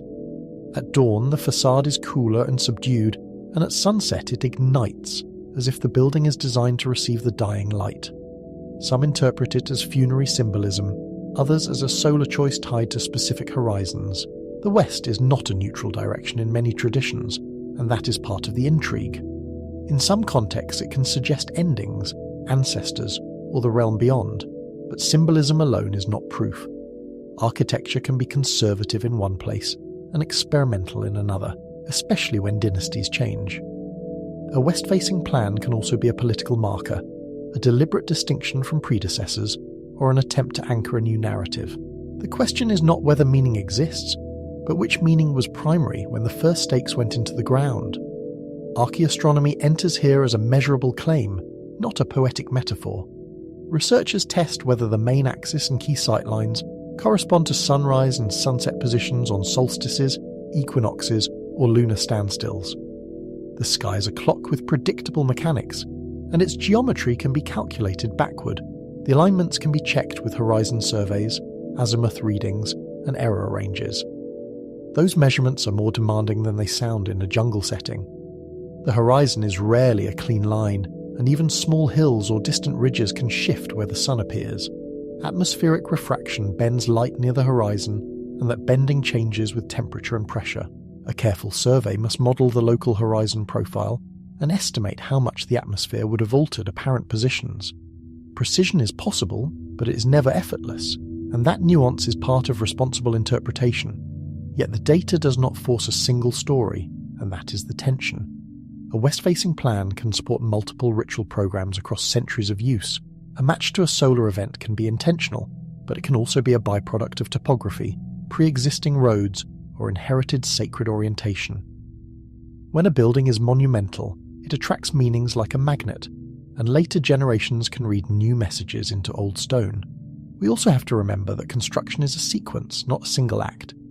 A foundation may fix an axis early, while later galleries and towers refine symmetry around it. If a site is expanded, repaired, or resanctified, alignments can shift in emphasis without shifting in stone. That makes the temple a palimpsest, where the same geometry can serve different calendars. The challenge is to separate original intent from later layering, without pretending certainty where none exists. Angkor Wat also encodes cosmology through form, even when the sky targets remain debated. The central towers evoke Mount Meru, the mythic axis of the world in Hindu and later Buddhist cosmology. The silhouette rises in tiers, like a mountain carved into steps drawing the eye upward. Moats and concentric galleries translate a cosmic diagram into walkable space. The visitor does not just see the universe, they move through it, one enclosure at a time. On camera, the moat becomes more than a defensive ring. It is a mirror that doubles the towers, and in still water the temple looks suspended between earth and sky. The causeway stretches forward like a deliberate line through a liquid boundary, and the stone balustrades guide the body as much as the eye. Inside, corridors narrow, doorways frame, and the world is edited into controlled views. The architecture is doing what a calendar does. It selects, repeats, and makes time feel structured. That cosmology is not separate from engineering because it drives the demand for scale and symmetry. If the temple is a model of the universe, then proportion becomes political theology.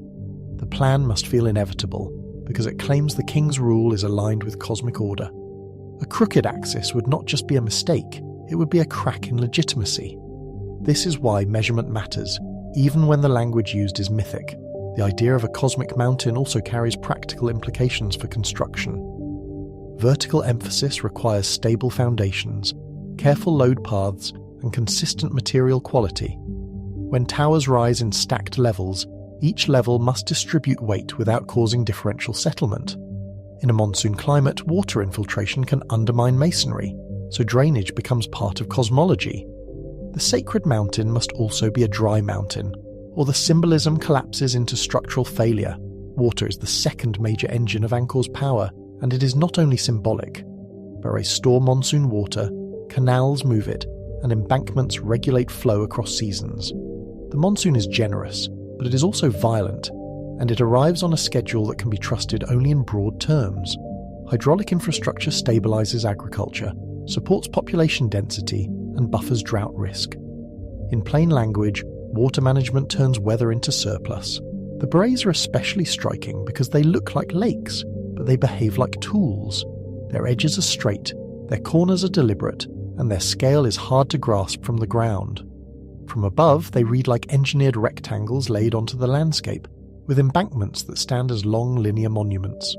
They also create microclimates, influencing local humidity and temperature, which affects crops and comfort. When we talk about temples, we're also talking about the systems that fed the builders. The hydraulic system also creates a maintenance burden that reveals state capacity. Canals silt up, dikes fail, and reservoirs require constant labour to remain functional.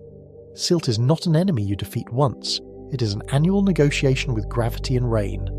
A society that can keep water moving on schedule can also keep stone moving on schedule. Maintenance is the quiet proof of administration, because it demands routine, oversight, and accountability. This is where the jungle's illusion becomes dangerous for interpretation. A visitor can stand at a temple and imagine a single burst of genius, then abandonment. The hydraulic network argues for something else, a long-lived system with recurring labour and recurring decisions. Someone had to decide when to dredge, where to reinforce, and how to respond when rainfall shifted. That kind of governance is not glamorous, but it is what keeps a city alive. Stone supply brings the central question back to quarry-to-placement chains. Angkor uses laterite and sandstone, each with different extraction and finishing demands. Laterite can be cut soft and harden later, while sandstone takes fine carving but requires careful transport.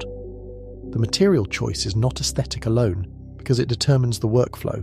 A temple is a schedule as much as a sculpture, and materials set the pace. Laterite is particularly revealing, because it behaves like a time-sensitive resource. When freshly exposed, it can be shaped with relative ease, but as it dries and oxidizes, it becomes tougher.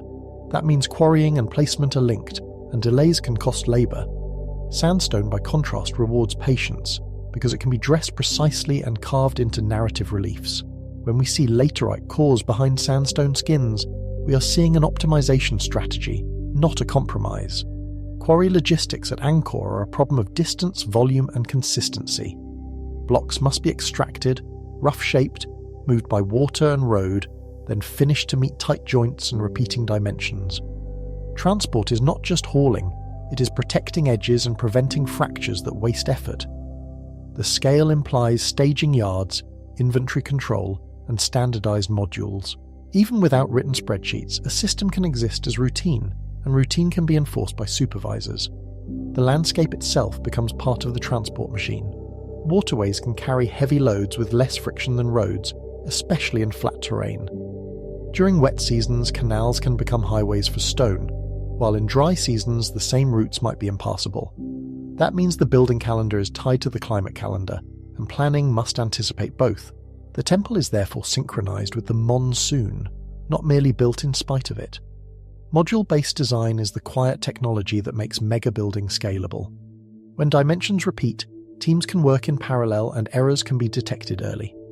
A module also allows replacement and repair, which matters in a temple complex used for centuries. Repetition is not monotony here, it is a control system. If a block fits one bay, it should fit another, and that predictability is a form of power. Modules also reduce cognitive load for workers who may rotate in and out. A team does not need to reinvent measurement each season, because the template is already established. That is how a project survives leadership changes, drought years, and shifting labour availability. It also helps explain why certain proportions recur across complexes, even when ornament varies. The module becomes a cultural habit, embedded in hands as much as in plans. Labour is the hidden machine behind every alignment and every carved surface. Corvée systems can mobilise seasonal workers, while specialist guilds handle surveying, carving, and supervision.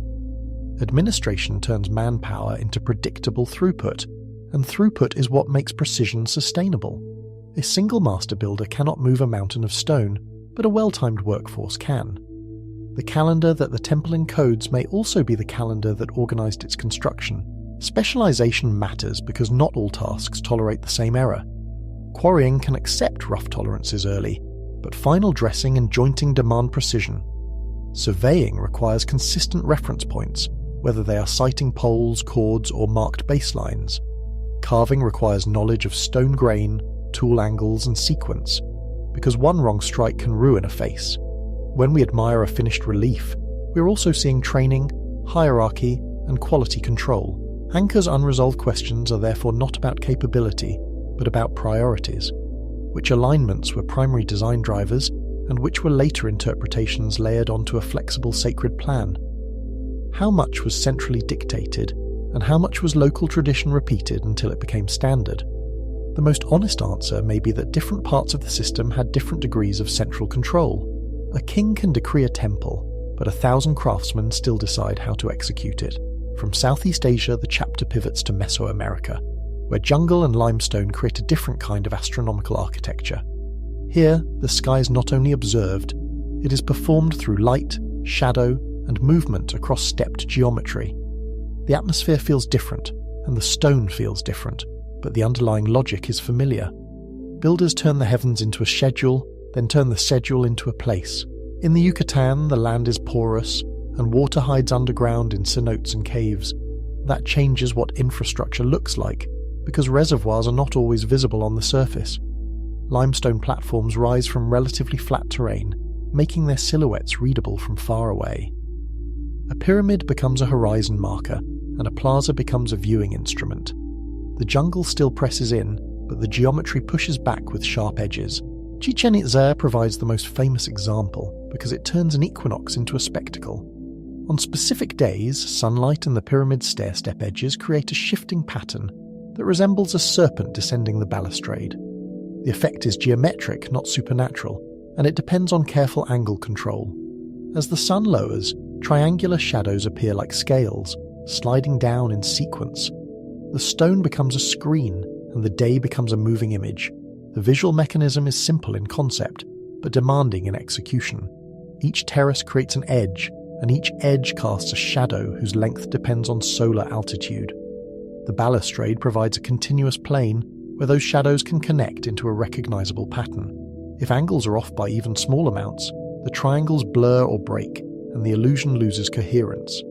The spectacle therefore implies either careful design or careful refinement, and likely both. The key point is that the illusion is predictable in principle. If you know the sun's seasonal path and you can control edge angles, you can design for a recurring shadow sequence. Repetition across years becomes a test of planning and of long-term observational records. The equinox is not a mystical moment, it is an astronomical condition, and it can be tracked by horizon positions. The question is how a society turns that tracking into a public event that feels inevitable. That requires observation, but it also requires a decision about what to celebrate.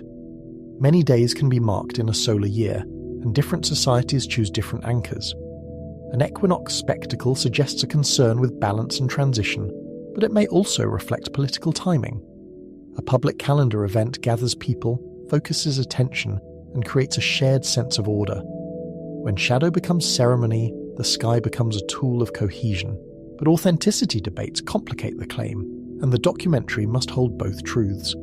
Some restorations altered stair profiles and surface finishes, potentially sharpening the shadow effect. The question becomes whether the phenomenon was original, enhanced, or reinterpreted for modern audiences. Restoration is not a neutral act, because it can change how light behaves on stone. A crisp edge can be the difference between a subtle pattern and a dramatic serpent. This is not an accusation. It is a methodological reality. Archaeological sites often survive in fragments, and rebuilding choices must be made. Those choices can follow evidence closely, or they can lean toward visual completeness, especially when tourism is involved. Even small changes in plaster, stone dressing, or step height can alter shadow contrast. When we watch the serpent descend, we should also ask what parts of the stage are ancient and what parts are modern. That debate is not a distraction, because it teaches method. Archaeologists compare early photographs, excavation notes, and masonry seams to distinguish original fabric from reconstructed geometry. They look for tooling marks, mortar differences, and joints that reveal where stones were reset. A spectacular alignment is strongest when it survives scrutiny of restoration history. In science terms, the claim becomes more robust when the variables are controlled. The debate also reminds us that meaning can persist even when details change. A restored edge might sharpen an effect, but the desire to link architecture to celestial rhythm may still be ancient. The public performance of time can be resilient, because it serves social needs. People return to the same plaza, watch the same light, and reaffirm the same story, even if the stones have been repaired. The question becomes one of degree, not of existence. Mesoamerican observatory traditions broaden the picture beyond one pyramid. Maya sites include structures and sightlines that track horizon risings, zenith passages, and seasonal markers tied to agriculture. The zenith passage is especially striking near the tropics, when the sun passes directly overhead and shadows vanish at midday. That moment is easy to notice, and it is easy to ritualize, because the world briefly loses its usual geometry. Observation becomes architecture when a doorway frames a sunrise and turns a date into a place. These architectural devices do not require lenses, but they do require patience. A narrow window can act like a filter, making a rising point more precise by limiting the field of view. A long corridor can create a controlled line of sight, reducing ambiguity. Repeated observation across years can refine where to stand and what to watch, until the ritual becomes reliable. The building then preserves that reliability, even when individual observers change. Calendar science is the shared foundation beneath these different monuments. The tropical year sets the agricultural rhythm, while synodic cycles like Venus organize omen systems and political timing. The tropical year is about seasons, measured by the sun's return to the same position relative to Earth's tilt. Venus cycles are different because they track the planet's changing position relative to the sun as seen from Earth. Eclipse cycles add another layer, because prediction requires long-term record-keeping and error correction. The numbers are not trivial, and that is part of the point. The tropical year is about 365 to 402 days, which means a calendar must manage fractions or drift. Venus's synodic period is about 584 days, and its pattern repeats in complex ways over longer spans. Eclipse prediction involves recognizing that the moon's orbit is tilted, so alignments happen in seasons, not at every new moon. When a society can handle these cycles, it is doing applied mathematics, even if it expresses it through myth. Naked eye astronomy can be surprisingly precise when it's cumulative. If observers record risings and settings for generations, patterns emerge that allow forecasts. The instrument is not a telescope. It is a bureaucracy of memory supported by ritual urgency. Records can be kept in codices, in carved dates, or in trained recitation that is checked against observation. When accuracy matters socially, systems evolve to protect it. This is where the concept of error correction becomes relevant. If a calendar drifts, ceremonies slip out of season, and the mismatch becomes visible. That visibility creates pressure to adjust, whether through intercalation or through periodic recalibration. In practical terms, people notice when rains do not match rituals, and leaders notice when legitimacy is at stake. The sky is stable enough to serve as a reference, but only if humans keep their accounting disciplined. Teotihuacan shifts the tone again, because its alignment is not a single dramatic event. The Avenue of the Dead and the city grid are rotated off true north by a consistent offset. Standing in the avenue, the perspective is commanding, with long lines that pull the eye toward distant pyramids. The offset is subtle to a casual visitor, but obvious on a plan. That offset invites competing targets, including solar zenith passages, the Pleiades, and local topographic cues. The city's scale amplifies the question, because an offset repeated across many structures suggests intention. A single building can be idiosyncratic, but a grid is a commitment. Once streets and compounds follow an orientation, everything else inherits it, including later expansions. That makes the initial decision unusually consequential, and it raises the stakes for interpretation. Was the grid a cosmic diagram, a practical response to terrain, or a blend that cannot be separated? This is where interpretive danger becomes unavoidable, because many sky events can fit one angle. If you search enough targets, you will find a match by chance. Pattern seeking is a human instinct, and monuments amplify it because they look intentional, even when constraints are practical. A city also has drainage needs, prevailing winds, and existing pathways that can nudge orientation. The problem is not that alignments are impossible, but that they are easy to overclaim. Archaeoastronomers respond with safeguards that mirror other sciences. They measure horizon profiles, calculate expected azimuths for candidate events at the site's latitude, and include error bars for construction tolerance. They test repeatability across multiple buildings, not just one celebrated axis. If the same orientation appears in temples, residences, and plazas, the case strengthens. If it appears only in one monument, caution becomes the responsible posture. Construction tolerance is a crucial concept, because ancient building is not machine perfect. Even with careful surveying, stone and earth move, and human sighting has limits. A plausible alignment must allow for small deviations without collapsing into coincidence. Researchers therefore ask whether the observed angle clusters tightly around a target, or whether it scatters broadly.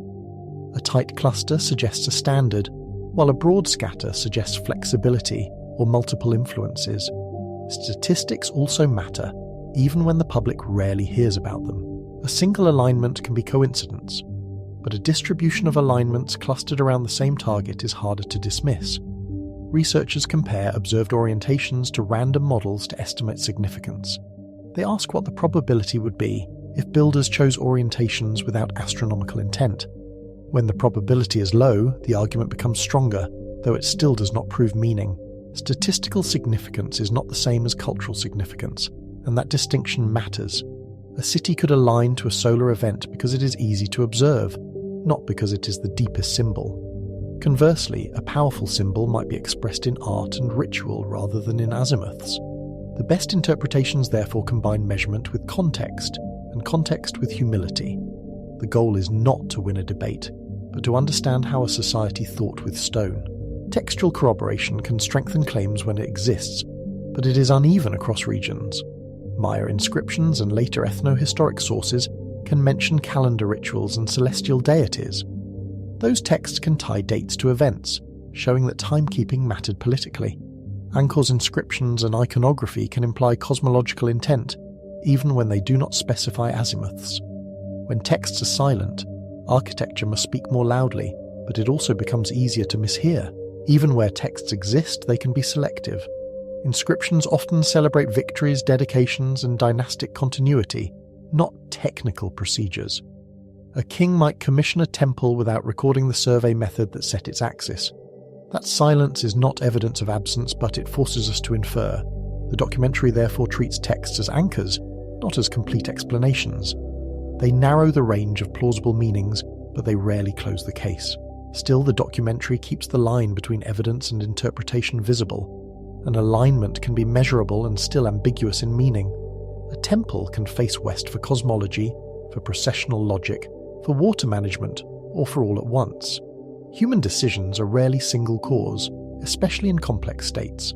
The temptation is to choose one elegant explanation, but the more realistic answer is often layered. That layered reality is also visible in how people use these spaces. A processional route cares about crowd movement, visibility, and staging points, not only about the sun. A ritual schedule cares about seasons, but also about political calendars, tribute cycles, and dynastic anniversaries. A water system cares about gradients and basins, but it can also be sacralized through myth. When the same axis serves multiple needs, it becomes more durable, because many stakeholders defend it. Meaning and power are the payoff that connects sky to society. If leaders control the calendar, they can coordinate planting, harvest, labor taxes, and ritual obligations. Timekeeping becomes governance because it tells people when to work, when to fear, and when to celebrate. A calendar is a social contract, and architecture can make that contract feel permanent. When dates are embodied in stone, disagreement becomes harder, because the monument appears to confirm the schedule. Ritual calendars also coordinate warfare and legitimacy. A ruler who predicts an eclipse or times a ceremony to a celestial event can claim access to cosmic order. Even when prediction is based on careful records, it can be presented as sacred insight. The architecture becomes a stage where prediction looks like authority made visible. A crowd watching the sky from a plaza is also watching the state perform competence. This is why the boundary between science and ritual is not clean in these contexts. Observation can be motivated by devotion, and devotion can be reinforced by accurate observation. The same priest-astronomer can be both a technician and a storyteller. The same alignment can be both a measurement device and a theological statement. When we modernize the categories too aggressively, we miss how integrated the system was. The chapter returns to the series' anchor theme about human capability. These structures do not require lost super technology. They require observation disciplined into procedure, and organization disciplined into construction. They require people who can watch patiently, record carefully, and build consistently. They also require leaders who can sustain projects beyond a single season, because the sky's cycles demand long attention. The real marvel is continuity, not magic. Yet unresolved questions remain, and they are specific enough to matter. Which alignments were designed first, and which emerged as later readings of a flexible grid? How was astronomical knowledge transmitted across generations without drifting, especially through political upheaval? Did training rely on apprenticeships, on institutional schools, or on ritual offices that preserved expertise? When cities change hands, what happens to the people who keep the calendar? There is also the question of centralization versus local practice. Did a small elite of specialists set standards across an empire? Or did local builders converge on similar solutions because the sky is shared? Similar alignments can reflect shared cosmology, shared math, or shared constraints. A sunrise is visible to everyone, but interpreting it as a political tool is a cultural choice. The documentary holds that tension because it is where the mystery lives. LIDAR and new surveys keep expanding the map, which also expands the uncertainty. Each newly mapped causeway and reservoir suggests planning depth we did not credit before. Each new dataset also creates more angles to test and more chances for false certainty. The more lines we can draw, the easier it becomes to find patterns that feel convincing. Better data therefore demands better discipline, not just better graphics. The jungle, ironically, helps teach that discipline. Because so much is hidden, every claim must be checked against multiple forms of evidence. A causeway visible in LiDAR must be tested on the ground, where erosion and later farming can confuse the signal. A suspected alignment must be checked against horizon reality, not just against a flat map. The jungle punishes lazy certainty, and that is a kind of scientific gift. So the mystery is not whether ancient people watched the sky. The mystery is how they turned watching into durable infrastructure, and how they kept it coherent at city scale. In jungle civilizations, the calendar is not written only on bark or stone stele. It is written into the ground plan. It is embedded in the routes people walk, the water they manage, and the monuments that frame the sun. The chapter closes by tightening the stakes for the final acts of the series. On land, temples lock time into stone. Next, the question becomes movement itself, because the next megastructure is a city built on water. The shift is not away from engineering, but toward a different medium, where foundations float and logistics become maritime. If time can be fixed in architecture, then distance can be conquered by transport. We leave jungle geometry and follow the logic of transport into the sea. If oceans are roads, then stone can travel farther than any empire's borders. The next chapter asks what happens when the monument is not a temple, but an entire city afloat.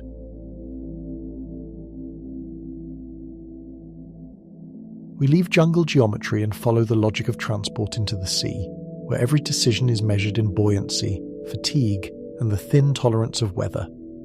The central question tightens again, because the ocean does not forgive vague plans or optimistic estimates. How did oceanic societies move and stack heavy stone without engines, cranes, or metal tools? Pohnpei sits in the Western Pacific, a high volcanic island draped in cloud and rain, where humidity hangs like a second skin. From the air, its ridges look like folded green fabric, and its rivers cut bright seams through the forest canopy. Waterfalls flash briefly through gaps in trees, then vanish into shadowed ravines that feel bottomless. Along the coast, the land softens into mangrove shallows and reef flats, where water turns from deep blue to pale jade. Waves break on the outer reef in a white line, constant, rhythmic and loud, like a perimeter alarm that never sleeps.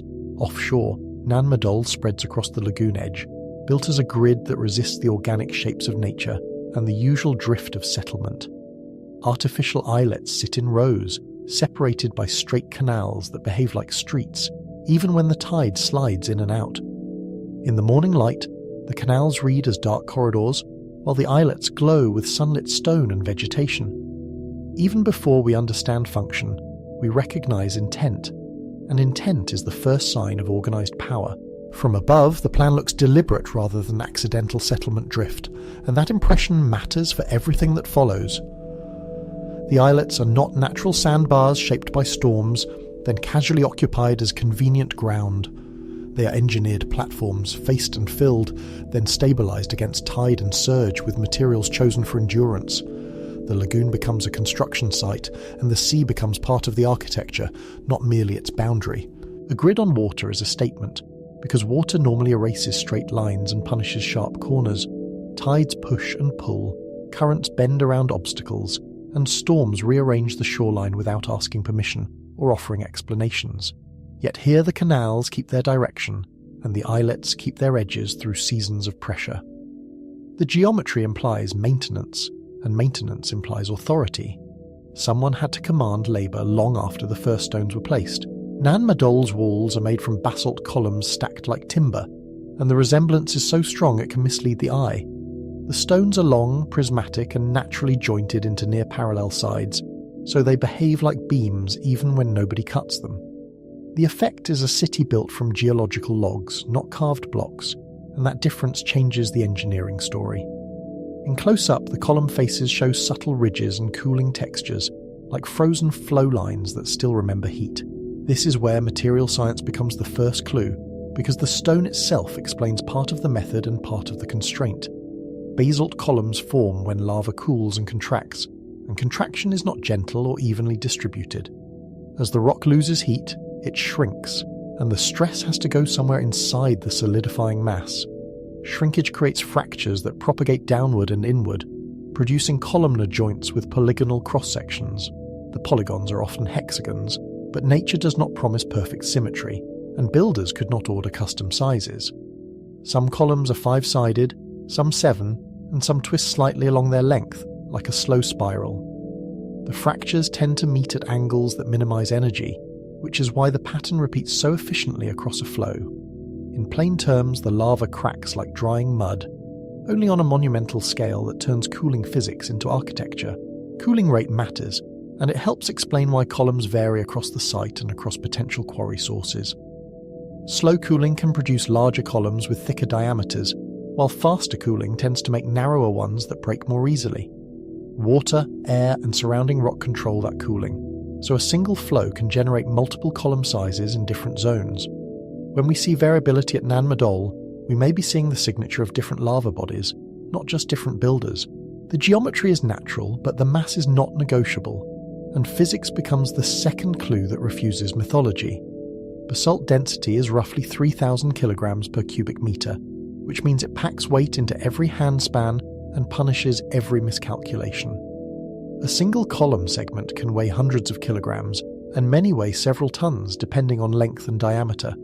Even a short piece is heavy enough to punish a misstep, especially at the waterline where footing fails. Weights vary because columns vary in diameter, length, and internal flaws, and those flaws matter in transport more than they do in a static wall.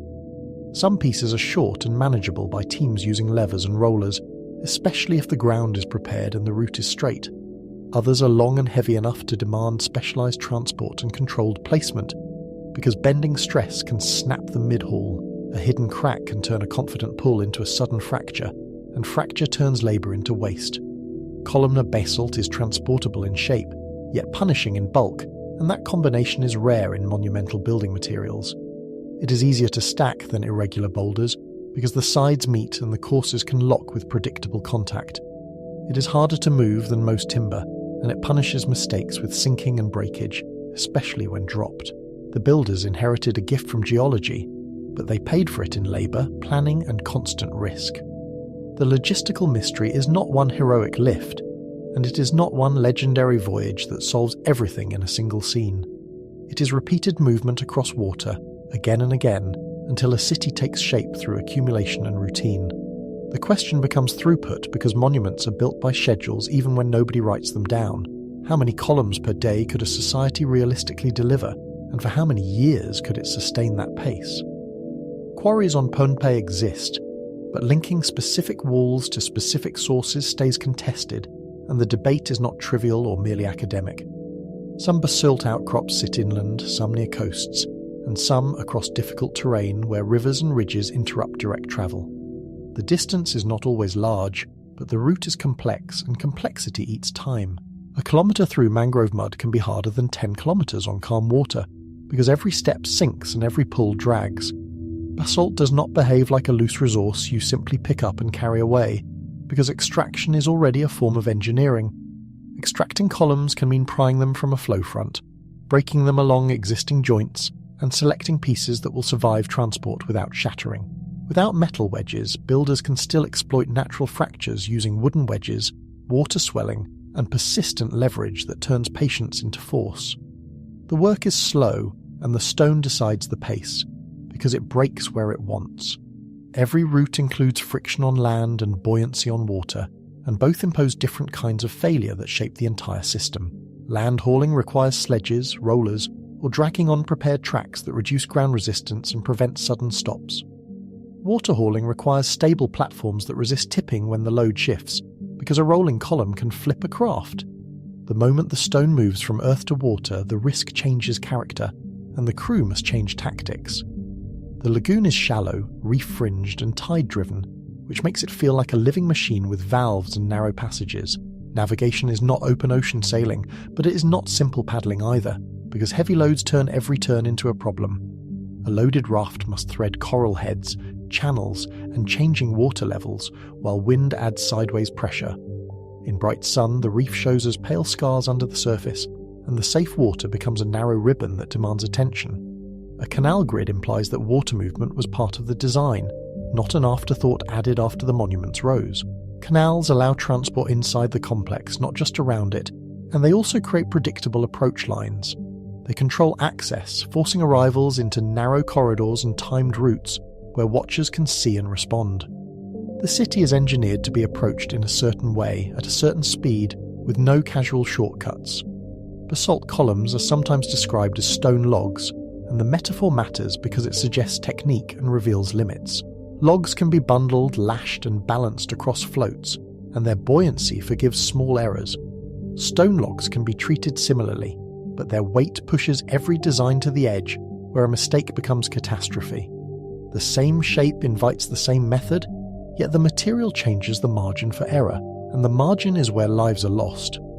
Buoyancy sets hard limits that do not care about legend, and the math is simple enough to be unforgiving. To float 1 ton of stone, a raft must displace more than 1 ton of water, plus enough extra to keep freeboard. That requires sealed volume or enough low-density wood to stay above the swamping line, even when waves climb aboard. If the deck rides too low, every wake becomes a threat and every passing squall becomes a deadline. A platform that barely floats is unstable in chop and wake, and instability is a multiplier of danger that spreads through the whole crew. Stability depends on beam width, centre of gravity and load distribution, not just raw buoyancy or the number of logs. A narrow canoe can carry weight, but it becomes dangerously tender as mass rises above the waterline. The cargo wants to roll the craft, and the water is eager to help because water loves to level what stands. This is why outriggers matter in Pacific engineering, and why they appear again and again across the region, in forms tuned to local seas. Outriggers increase righting moment without massive hull weight, which is crucial when timber is precious and large trees are limited. They turn a narrow craft into a stable system, especially when the cargo is dense and high, like stacked basalt. In motion, the outrigger acts like a counterargument to gravity, quiet, constant and decisive. Another option is multi-hull platforms, lashed together like a floating scaffold that can be scaled up as needed. 2 or 3 hulls create a wide base, and that width buys time when the load shifts during a turn or a gust. Lashings distribute stress and allow flex, which can be safer than rigid joints in waves that twist structures. The platform can move like a creature, absorbing shocks rather than resisting them, and survival often depends on that flexibility. Lashings also match the tool constraints, because fibre cordage becomes structural hardware when nails are absent and pegs are limited. Coconut fibre and other plant ropes can be strong, especially when twisted and braided with skill, then kept under steady tension. Yet they degrade in salt and abrasion, demanding constant replacement and inspection, which adds invisible labour to every voyage. A transport system becomes a maintenance system, and both consume labour that never appears in the finished wall. Transport likely mixed methods, because no single method fits every segment of a complicated route with mud, reef, and narrow canals. Columns could be dragged to shore on skids, with wet leaves or mud used as crude lubricant that reduces friction by a small but crucial amount. They could be rolled on wooden cradles that keep the stone from biting into the ground and splitting under point loads. They could be shifted onto rafts at high tide when the water comes closer to the work and the mud loosens.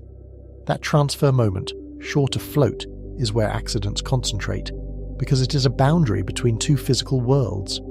A column has to be controlled as it crosses the line between friction and free movement, where momentum suddenly matters.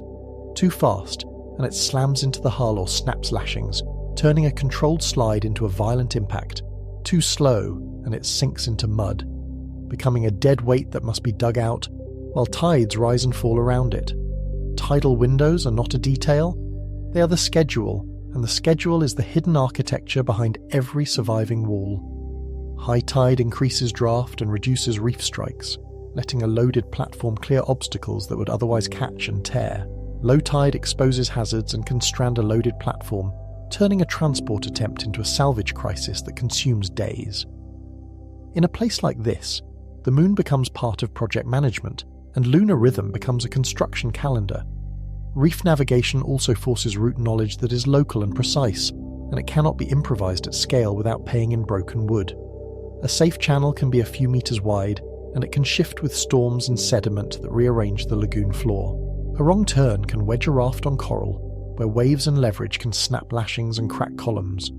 When that happens, the sea does not merely delay you, it dismantles your work, piece by piece. The canal grid inside Madol suggests that builders did not only bring stone to the edge and stop, hoping gravity would finish the job. They needed internal distribution, because different islets required different volumes, different wall heights, and different sequences of fill and facing. A canal is a conveyor belt that can be paddled, poled, or towed, and it keeps heavy loads off soft ground. In calm water, a heavy load can be inched forward with patience, not speed, and patience becomes a tool. Once columns arrive, placement becomes another repeated puzzle, and it is visible in the walls if we look closely. The walls are stacked in alternating directions like log cabin corners, where one course locks the next and resists spreading. That pattern spreads load, resists sliding, and creates a stable corner without mortar, which matters in a wet environment. Yet it requires controlled alignment, because a misaligned column can throw off an entire course and create stress points. In close shots, the corners look almost carpentered, as if the stone were cut to fit by a hidden workshop. The illusion comes from the natural straightness of the columns and the discipline of the stacking, repeated until it becomes style. Gaps are packed with smaller stones, coral and rubble, which act like shims and wedges that stop rolling. The wall becomes a composite, where big pieces carry weight and small pieces control movement, like joints in a body. Incremental placement is the simplest hypothesis that fits the evidence, and it matches what human muscles can actually do over years. Builders can raise walls by adding one course at a time, using levers and cribbing to gain centimeters safely. They can use temporary supports, rather than attempting large lifts that invite disaster and injury. The city grows like a slow tide, one layer at a time, until repetition becomes monument. A column can be slid up a ramp of smaller stones and timber, and ramps are a universal solution because they trade height for distance. It can be levered into place, then chocked, then adjusted with careful pressure until it sits stable and true. Each course becomes a working platform for the next course, turning the wall into its own scaffold as it rises. The process is repetitive, but repetition is how skill becomes reliable, and reliability is how projects survive. Levers are simple, but they are not primitive, because they convert time into force and make teamwork measurable. A long timber pole can move a stone that no individual could lift, especially when multiple hands coordinate and listen for commands. Cribbing, stacking smaller supports under a load, lets builders pause without losing progress, which prevents sudden slips. In a world without cranes, pauses are the safest technology, and controlled pauses are a form of intelligence. The islets themselves had to be built before the walls could rise, and that implies a deliberate sequence that repeats across the grid. First comes fill, then facing, then stabilization, because loose fill will not hold a heavy wall and will slump under rain. Coral rubble and soil could be layered, then contained by basalt-retaining walls that lock the perimeter like a frame. The islet becomes a basket of stone, holding earth in place against water that never stops pressing. Coral fill is light compared to basalt, but it is not weightless, and it settles over time under its own mass. As water moves through it, fine sediment shifts and voids collapse, changing the surface level and undermining edges. Builders would have needed to top up and repack surfaces, especially after storms that churn the lagoon and shake foundations. The clean edges we see today are the survivors of constant repair, not proof that repair was unnecessary. Building on water multiplies maintenance demands, because the environment is always trying to unbuild you, quietly and persistently. Storms shift, fill, and undercut edges, especially where currents accelerate through canals and scour the bottom. Channels silt up, and mangroves creep, sending roots into cracks like slow wedges that pry stones apart. A city on the ocean is never finished. It is constantly defended against the sea, and defense becomes daily routine. That constant defense changes how we interpret the site, because construction is not a single event with a clean ending. It is a long-term relationship between people and place, where every season offers new damage and new work to respond. When we look at walls, we should imagine not only builders, but caretakers who return after storms, who is responsible for dredging canals, clearing debris, and replacing lashings before the next transport run. Archaeology gives us phases rather than a single founding moment, and that is what we expect from a complex system built under changing politics. Radiocarbon dates from associated deposits suggest growth over centuries, not a sudden appearance that would require impossible labour concentration. Construction intensifies in the period linked to the Sodelur dynasty in local tradition, and the pattern fits centralisation. The city seems to have a biography, with early experiments and later expansion, rather than one dramatic birth. Dating in a wet tropical environment is difficult because organic material decays and contexts can be disturbed by roots, burrowing, and floods. Charcoal, shell, and sediment layers can offer clues, but they require careful interpretation and cautious confidence. A date often tells us when a fire burned or when a deposit formed, not when a wall was stacked above it. Even so, the weight of evidence points to a long timeline where logistics had time to mature. Oral histories describe rulers who centralized authority and demanded tribute, and the stories carry a political memory that outlasts any single leader. They speak of founders arriving with power and knowledge, sometimes framed as magic, because unfamiliar coordination can look supernatural. The documentary treats the myth as a coded memory of logistics, because logistics can look like sorcery to those excluded from planning. When a system is hidden, its results feel supernatural, and secrecy amplifies awe. Oral tradition can preserve practical truths while mythologizing origins, and that dual nature is a feature, not a flaw. It can remember that stones came from specific places, because roots matter in lived experience and become part of identity. It can remember that labour was organised under coercion, because coercion leaves scars that stories refuse to erase. It can also compress centuries into one dramatic arrival, because stories prefer clean beginnings and memorable names. The Sodelur narrative matters because Madol looks like a political machine, not a casual village that grew by family needs. The complex is not arranged for farming or ordinary housing, and that absence is telling in a landscape where food must be grown somewhere. It is arranged for controlled movement, restricted entry, and ritual separation that divides insiders from outsiders. The site feels like an administrative heart that beats by regulating access, and access becomes a currency. Canals act like checkpoints, because they funnel boats along predictable lines where watchers can see them and respond quickly. Islets can be assigned functions, including elite residences, mortuary spaces and ceremonial enclosures, and the grid makes those assignments enforceable. Space becomes a tool for hierarchy, and hierarchy becomes a tool for extracting labour and tribute from a wider population. When architecture controls traffic, it also controls information, because it controls who meets whom. A monumental centre on water also changes surveillance and secrecy in ways that land sites cannot easily replicate. Approaches are visible and narrow, and the sound of paddles carries across flat water, announcing arrivals before faces are seen. Escape routes are limited, because walls and canals guide movement like rails, and reeds hide little. Outsiders can be kept at a distance, while insiders move through a coded geography that feels obvious only to those trained in it. That coded geography raises a question that lingers under every aerial shot, because geometry can intimidate as effectively as weapons. How much of this grid was designed to impress, and how much was designed to constrain, without needing constant force? When you must approach by canoe, you cannot arrive unnoticed, and you cannot arrive with a crowd. When you must turn at specific corners, you cannot choose your own path, and choice is where resistance begins. This suggests why build here even if it is impractical, because impracticality can be part of the point and part of the performance. The ocean becomes a moat and a statement, and statements matter in politics where authority must be seen to be believed. Separation becomes legitimacy, and legitimacy becomes obedience, reinforced by daily experience of distance. Power is staged as distance from ordinary life, enforced by water and stone that do not argue. Defensibility is one explanation, but it is not the only one, and the site invites layered motives that overlap like wool courses. Sacred geography may have anchored the choice, tying authority to reef, tide, and ancestor place, where ritual meaning is attached to specific waters. A city on water can claim to sit between worlds, neither fully land nor fully sea, and that ambiguity becomes power.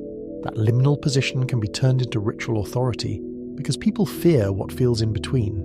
Control of trade and tribute is another driver that fits island politics, where movement is often maritime and exchange is the bloodstream. A central node can collect goods moving by canoe, from food to crafted items, and it can do so visibly. It can redistribute wealth to bind allies, and it can withhold wealth to punish rivals, which makes dependence measurable. In a network of islands and coasts, a water city is a customs house, and customs houses shape behaviour. Madol may also be a solution to internal conflict, because it changes the tactical problem of attack and raises the cost of violence. Building offshore reduces vulnerability to raids from inland groups, at least in certain periods when rival factions compete for control. It also forces any challenger to master maritime approach, which adds training and risk to any assault. The sea becomes a filter, selecting who can even attempt confrontation, while the defenders watch from stone. Engineering comparisons keep the story grounded because the Pacific is not short on proof of maritime intelligence and disciplined craft. Polynesian voyaging demonstrates that long-distance navigation and complex canoes were real, repeatable technologies, not lucky accidents. Double-hulled and outrigger designs carried people and cargo across vast distances with reliability, guided by stars, swells, and wind. The ocean was not a barrier, it was a road, and roads invite infrastructure. Known maritime engineering feats show that heavy loads can be moved without metal, if design is tuned to material limits and repaired relentlessly. Large canoes can be built with lashings and stitched planks that flex rather than crack, which matters when waves twist hulls. Rafts can be engineered for displacement and stability, using multiple logs and crossbeams arranged to resist roll. The question is scale and repetition, not possibility. And repetition is where organisation shows. Experimental reasoning can test plausibility without claiming certainty, and it forces us to respect the numbers rather than the romance. If a basalt column weighs 2 tons, the raft must displace more than 2 tons of water, plus reserve buoyancy for safety. That implies a platform volume of several cubic meters, plus freeboard to keep waves from flooding the deck. It also implies a hull system that can tolerate torsion and shock because a reef strike is never gentle. Safety margin is the difference between a controlled voyage and a capsize, and margins are where experience lives and where tradition becomes practical. Waves, shifting cargo, and waterlogged wood reduce buoyancy over time, especially in tropical conditions where fibers swell and decay. A stable design must assume degradation, not ideal conditions that exist only in calm mornings.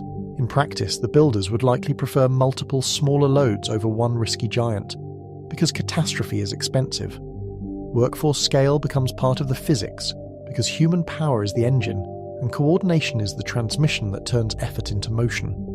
A raft launch requires synchronized push and pull, with people bracing in mud and surf, timing their force with waves. A tow requires paddlers and line handlers who can maintain steady tension without jerking the load into oscillation. A landing requires control against current and wind, or the load will slam into stone, cracking edges and pride. Organisation is therefore the hidden technology, and it may be the most sophisticated part of the system, even more than the walls. Someone schedules tides and assigns crews, and someone decides which canal is passable today after silt and storms. Someone manages risk because risk is cumulative when you repeat a task thousands of times, and fatigue makes errors. Someone decides when a column is too heavy, when to split it, and when to abandon an attempt, because abandonment is sometimes survival. That decision-making implies leadership, but it also implies expertise that is distributed across roles that archaeology rarely names.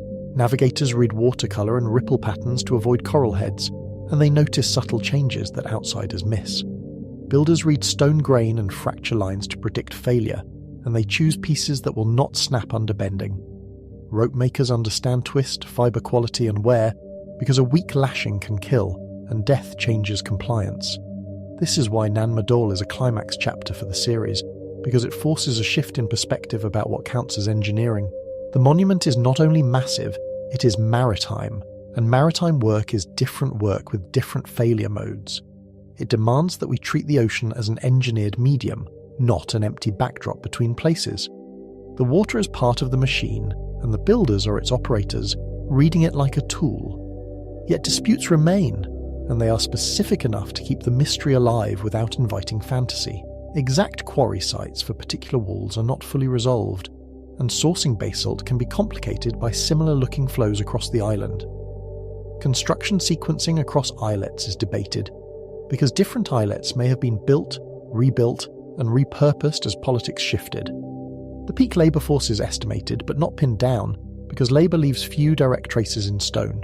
Material traces of transport are scarce, and that scarcity is part of the puzzle rather than an argument against it. Wood decays fast in the tropics, especially when alternately wet and dry, and insects accelerate the disappearance. Rope vanishes, and even stone tools can be recycled or lost, leaving only indirect hints of technique. Work platforms can be dismantled, and the sea can erase evidence that land would preserve, smoothing away the fingerprints of process.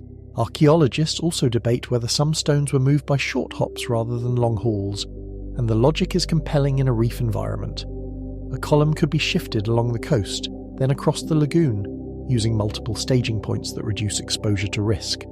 Incremental transport reduces danger, because each leg is shorter and easier to control, especially in changing wind. Yet it increases time and coordination, because every transfer is another chance for failure, and failure multiplies. Another dispute is whether builders exploited natural floating logs as temporary supports, creating hybrid systems that blur the line between raft and cargo. Columns could be lashed to buoyant timber, producing a float that is partly raft and partly stone, reducing required platform volume. That method is attractive when large timber is limited, because it uses the cargo as structure. It also increases instability if lashings slip, because the stone can roll like a lever and flip the whole assembly. There is also the question of whether some basalt was moved during exceptional calm conditions, when the lagoon becomes almost mirror flat and sound carries farther. A calm lagoon changes everything, because it reduces shock loads that can snap cordage and loosen knots under sudden strain. It widens the safe operating window and makes navigation less punishing, especially through narrow reef channels. Yet calm is not controllable, so builders would need patience and readiness to exploit it, like hunters watching weather. Even if the physics works, the social question remains, and it presses harder the longer we look at the grid and imagine its upkeep. Why invest so much labour in a place that cannot easily feed itself, and that demands constant repair after storms? The answer likely combines coercion, tribute, and ritual necessity, rather than one single motive that explains everything. When motives stack, they can carry weight like stone courses, and they can endure for centuries. Nan Madol looks like an administrative heart that consumes resources from elsewhere, and consumption implies a managed supply chain that must be reliable. Food, labour, and stone must be imported, and imported regularly, not just once for a grand opening. That dependence implies a network, with obligations and enforcement, and with routes that must be kept open. It implies connectivity across Pohnpei and beyond, sustained by canoes and social contracts that are renewed through fear and reward. This is the broader implication that challenges modern assumptions, because we often mistake water for isolation and forget how quickly boats erase distance. Oceanic societies were not isolated by water, they were connected by water, and connection changes what is possible in politics and construction. If they could move stone at scale, they could also move ideas, alliances, and technologies, and those movements leave subtle traces. The sea becomes a medium of exchange, not a void, and exchange is how complexity travels. The documentary refuses the easy leap to fantastical conclusions, because the real story is already astonishing and more instructive. Capability expands, but it stays human, and it stays constrained by known materials and by the limits of muscle. The tools are rope, wood, leverage, and knowledge of tides, refined into reliable practice through repetition and correction. The true marvel is coordination sustained over generations, even as storms and politics intervene, and even as memory shifts. Nan Madol also reframes what a megastructure can be, because it is not one temple or one wall that can be summarized in a single diagram. It is an urban system built as architecture and infrastructure together, where canals are as important as stones, and sometimes more revealing. The canals are part of the monument, not just the setting, and they shape how the city functions and how it feels. In this place, movement is design, and design becomes governance. In that sense, the city is a machine for separation, and machines have outputs that can be measured in behaviour. Water slows approach and controls movement, turning distance into a social filter that selects who may enter and how. Stone walls define who belongs where, and they make boundaries visible and enforceable, even without constant guards. The built environment becomes a script that people must follow, whether they agree or not, and scripts shape belief. As we drift through the canals, the soundscape matters, because it reveals the site's atmosphere more honestly than any theory. Water laps against basalt, and wind threads through gaps like breath moving through ribs of stone. Birds cross overhead, and the outer reef continues its steady roar, a reminder of the larger ocean waiting outside. The city feels both empty and watched, as if the geometry itself is still alert, listening for paddles. The climax beat lands on the same anchor question, now sharpened by salt water, repetition, and the quiet violence of weight. How did they quarry, transport, and assemble heavy basalt repeatedly, with no metal and no draft animals to multiply muscle? What did the city truly do for its rulers, beyond impressing visitors with stone and controlling their route? What kind of society can afford to build isolation, and then maintain it, season after season? We end with a final pivot that deepens the mystery rather than closing it, because answers here create new questions that reach backward. If a society can build a city on the ocean, then monument building is not a late invention or a rare accident. It is a deep capacity rooted in planning, symbolism, and collective effort, refined until it becomes tradition. Now we go deeper in time, before kings and cities, where the first megastructures appear. The next chapter asks a different question, and it is more unsettling because it turns inward toward motive and mind. Not only how did they build, but why did monument building begin at all, before states and dynasties could command it? What did it change in the human mind when people first decided that stone and labour should outlast a lifetime? And what did it demand in return, of time, of belief, and of the people who carried the first heavy blocks?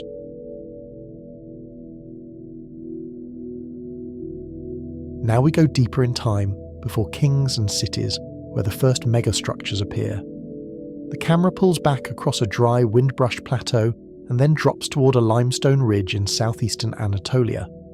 Here, at Göbekli Tepe, the usual sequence of civilization begins to blur, because the monument arrives before the familiar machinery of farms, taxes, and urban streets. It belongs to the early Holocene and the pre-pottery Neolithic, around the 10th millennium BCE. The climate is shifting after the last ice age, and the world is warming into new ecological possibilities. In this landscape, lifeways still look largely forager, yet the architecture already speaks in the language of permanence. Göbekli Tepe is not a single building, but a complex of spaces layered through time. The site's core is a set of circular and oval enclosures built from stone and intention, arranged like nested rooms without roofs. Each enclosure centers on two tall T-shaped pillars, surrounded by smaller pillars set into low walls. When light rakes across the stone, the reliefs catch shadow like ink. Many pillars carry animals, foxes, boar, snakes, birds, and scorpions, rendered with a confidence that suggests more than idle carving. The motifs repeat across spaces and phases, as if the builders were quoting a shared visual vocabulary.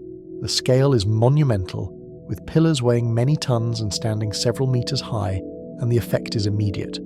This is not casual labour. To stand inside one enclosure is to feel the geometry working on the body. The ring draws attention inward, and the paired central pillars hold the space like a doorway that leads nowhere. The limestone surface is pale, but it can glow warm at sunrise and then turn grey under noon glare. In places, the stone is smoothed as if hands kept returning to the same edges.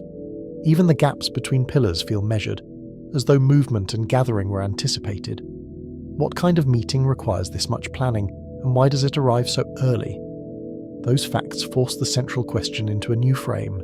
How do people without states, engines, cranes, or metal tools coordinate quarrying and erection at this scale? What were these structures for, if not palaces, fortresses, or tombs in the later sense? The simplest answer is not that the site is impossible, but that our assumptions about early organisation were too narrow. Göbekli Tepe is a test of social capacity, not a test of alien technology. It asks whether cooperation can be engineered through belief, obligation, and shared schedules, long before formal bureaucracy appears.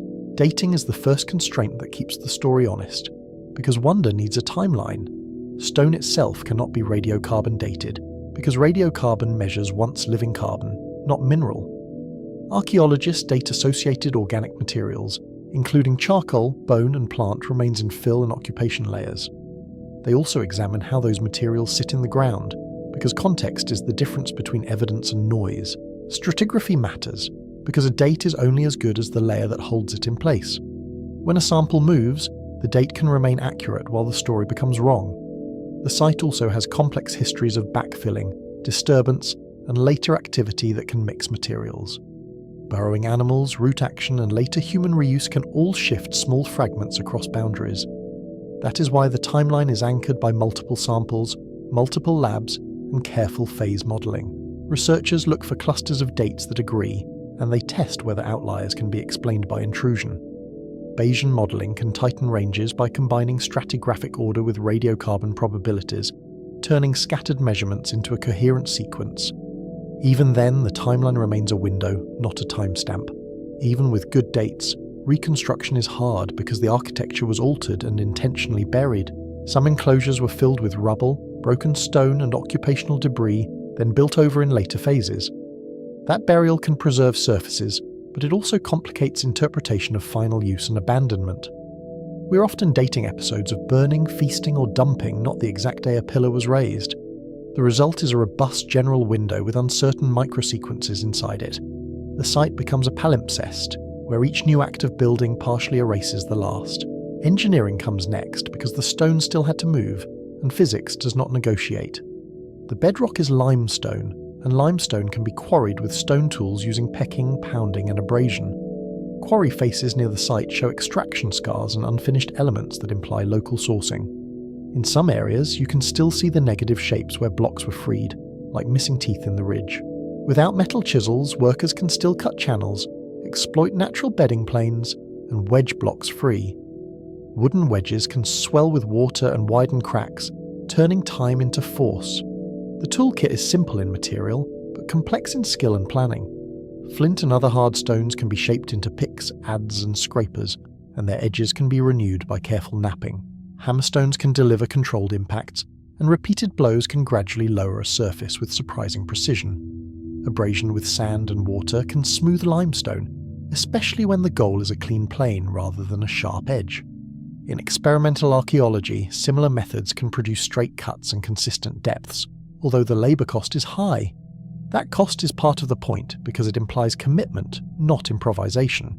Carving reliefs into limestone is also plausible with stone hammers and flint tools, given enough time and enough practice. The reliefs show controlled depth, consistent outlines, and repeated iconography that implies trained hands. Some figures have crisp contours that catch light like a raised ridge, while others sink into the stone with a softer worn profile. That variation may reflect different carvers, different phases, or different intended viewing distances. Some pillars show smoothing and finishing that suggests staged work, from roughing to refinement. The T-shape itself is a design choice that standardizes silhouette while allowing varied imagery. Standard forms reduce measurement burden and allow teams to work in parallel. If the overall pillar profile is predictable, quarrying and shaping can be distributed across groups without constant recalibration. The builders can establish a template in mind and hand, then reproduce it with minor variation. That kind of standardization is a quiet sign of organizational maturity, because it implies shared expectations and quality control. It also hints at teaching, where novices learn by copying a stable form. In a world without writing, repetition becomes a kind of instruction. Transport is a physics problem, not a magic problem, but it is still a demanding one. A multi-ton pillar can be moved by dragging on sledges or skids over prepared ground. Friction can be reduced with wet clay, water or rolling elements, depending on terrain and available timber. The route itself can be engineered, with stones cleared, slopes moderated and turning points widened. Ropes made from plant fibres can be strong when braided and maintained, though they leave little trace. The key variable is not one heroic pull, but repeated coordination and route preparation. A community can move heavy stone if it can plan, pace, and keep people fed. Pulling teams need rhythm, and rhythm often comes from calls, songs, or agreed signals. The work also needs rest cycles because fatigue is where accidents begin. If a pillar shifts unexpectedly, the group must respond as one body, or the stone becomes a weapon. This is where organisation becomes visible, even if no leader's name survives. The stone is heavy, but the harder challenge is keeping many minds synchronised. Erection is the moment that looks most mysterious, yet it has human-scale solutions.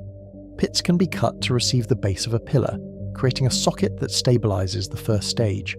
The socket can be lined with smaller stones, and the base can be shaped to seat securely. Ramps of earth and stone can raise the pillar gradually, trading height for distance. Levers and cribbing allow incremental lifts, with pauses that prevent catastrophic slips. Teams can use guide ropes to control rotation and prevent a fall from becoming a fracture. The methods are slow, but slow is how precision survives without machines. A pillar can be inched upward, braced and checked, then raised again in measured steps. The builders can adjust alignment by shimming the base, or by shifting the ramp angle slightly. Once upright, the space around the base can be packed, locking the stone into a stable stance. The final moments are not dramatic but deliberate, because a single mistake can undo months of labour. When the pillar finally stands, the achievement is not only mechanical but social. The labour implications are the deeper puzzle, because labour is never just muscle. A hunter-gatherer or proto-agricultural society must still allocate time away from daily subsistence, and that time has an opportunity cost. That implies seasonal scheduling, when groups can aggregate and food is abundant. It also implies leadership structures that can assign roles and resolve conflict, even if those structures are temporary. Monument building is therefore evidence of social technology, including planning, norms, and enforcement. It suggests that coordination can be durable even when settlements are not. One explanation is the feasting hypothesis, where large gatherings are anchored by ritual and sustained by surplus. Feasts can motivate participation through social reward, alliance building, and obligation. They also create demand for large quantities of meat and plant foods, pushing procurement and storage. In that model, the monument is both a reason to gather and a stage for redistributing resources. The work becomes a social contract, renewed each season through shared consumption and shared memory. The smell of roasting meat, the sound of voices, and the glow of firelight become part of the architecture's purpose.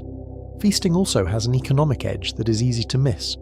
To feed many people at once, you need planning, and planning encourages predictability and resource use.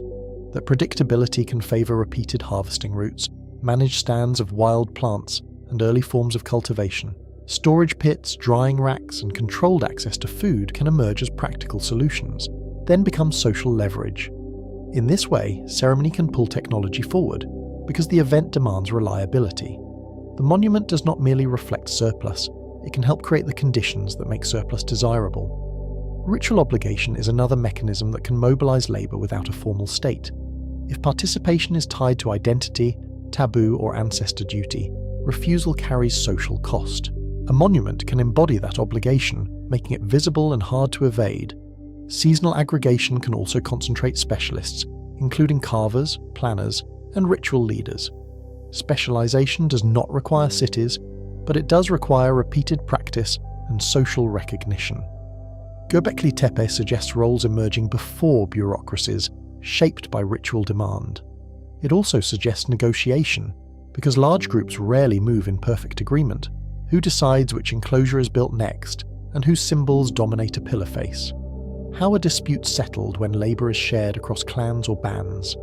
The answers may be embedded in the very act of building, where cooperation becomes a public performance. A person who can organise work may gain prestige, and prestige can become authority. Authority in turn can stabilise the next project, creating a feedback loop that favours monumentality. The iconography points toward cognition as much as construction. The animals may represent totemic groups, mythic narratives, or dangerous forces to be managed. Many are predators or creatures that bite, sting, or strike, and that choice feels deliberate.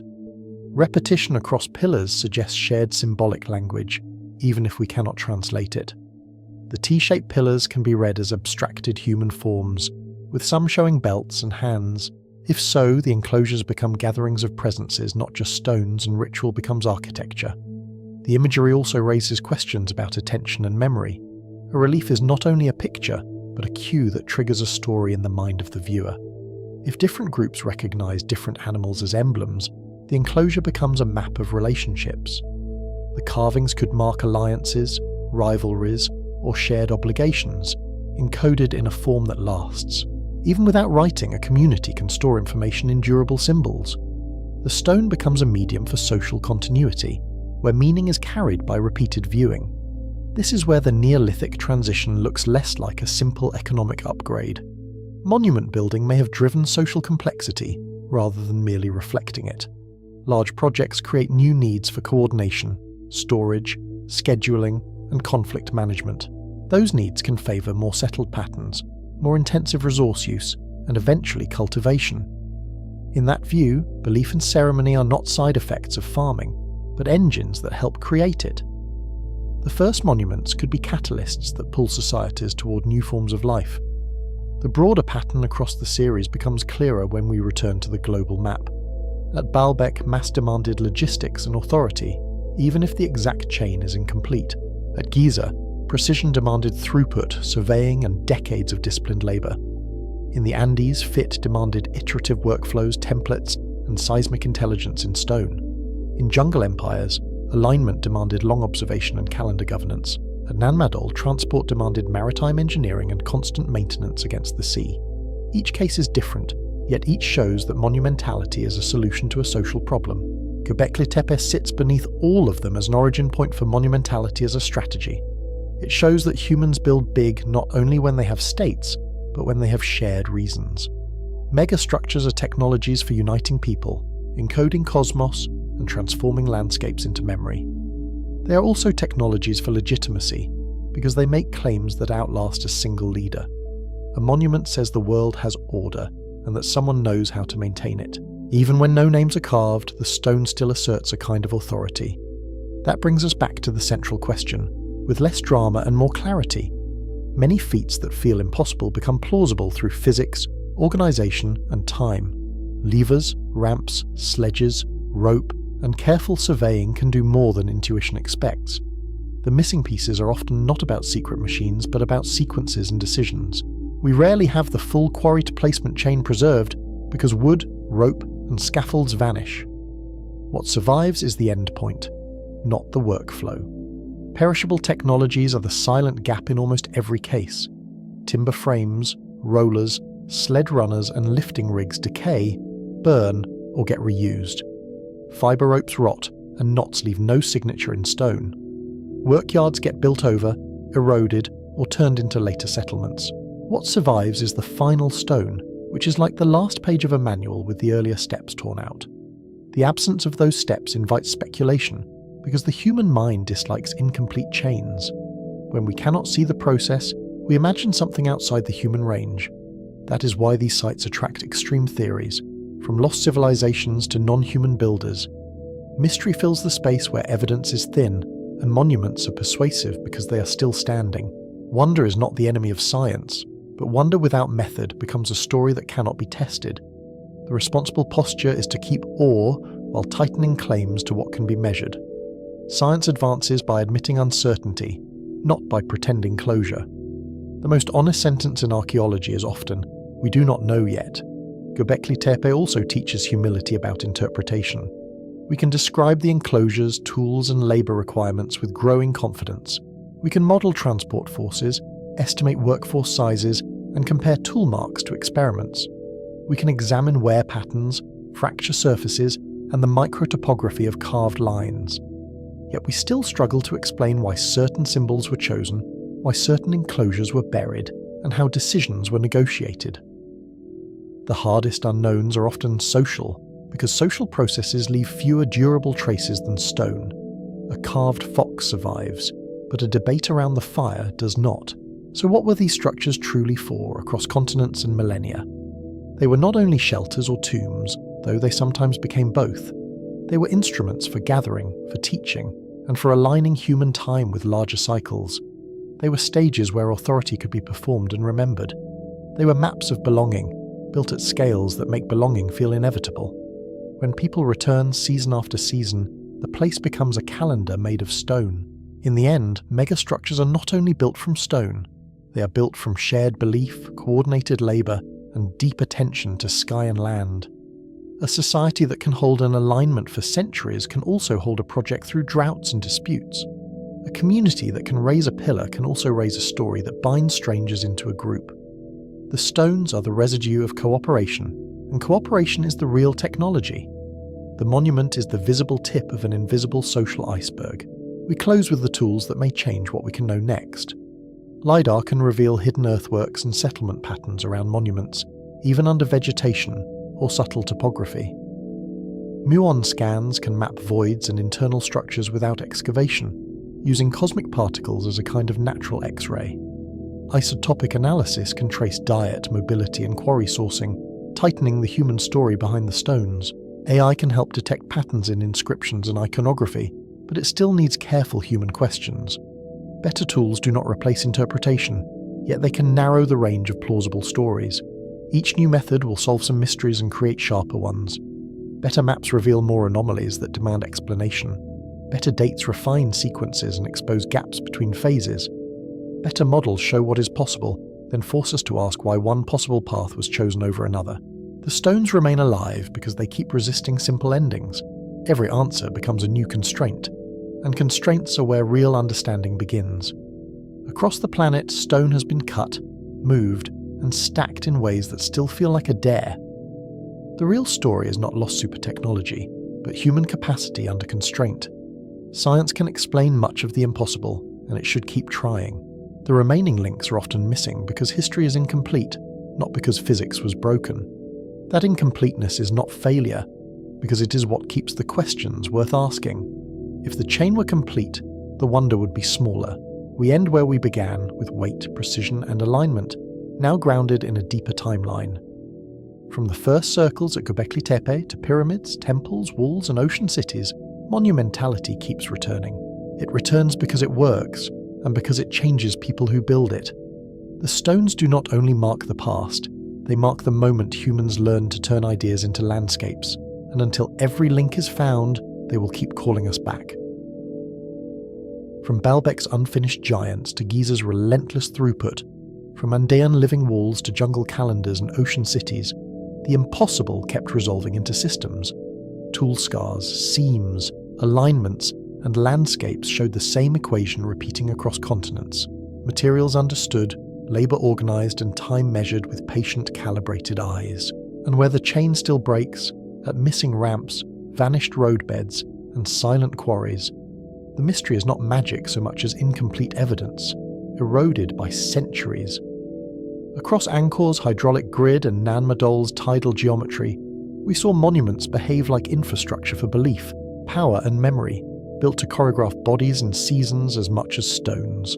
At Göbekli Tepe, monumentality arrived before kings and cities, proving that coordination itself can be a technology, and that ideas can pull communities into motion. Taken together, these sites don't rhyme because of a single lost blueprint, but because human societies repeatedly discover the same leverage points: friction, force, geometry, and shared purpose, then scale them until the landscape yields.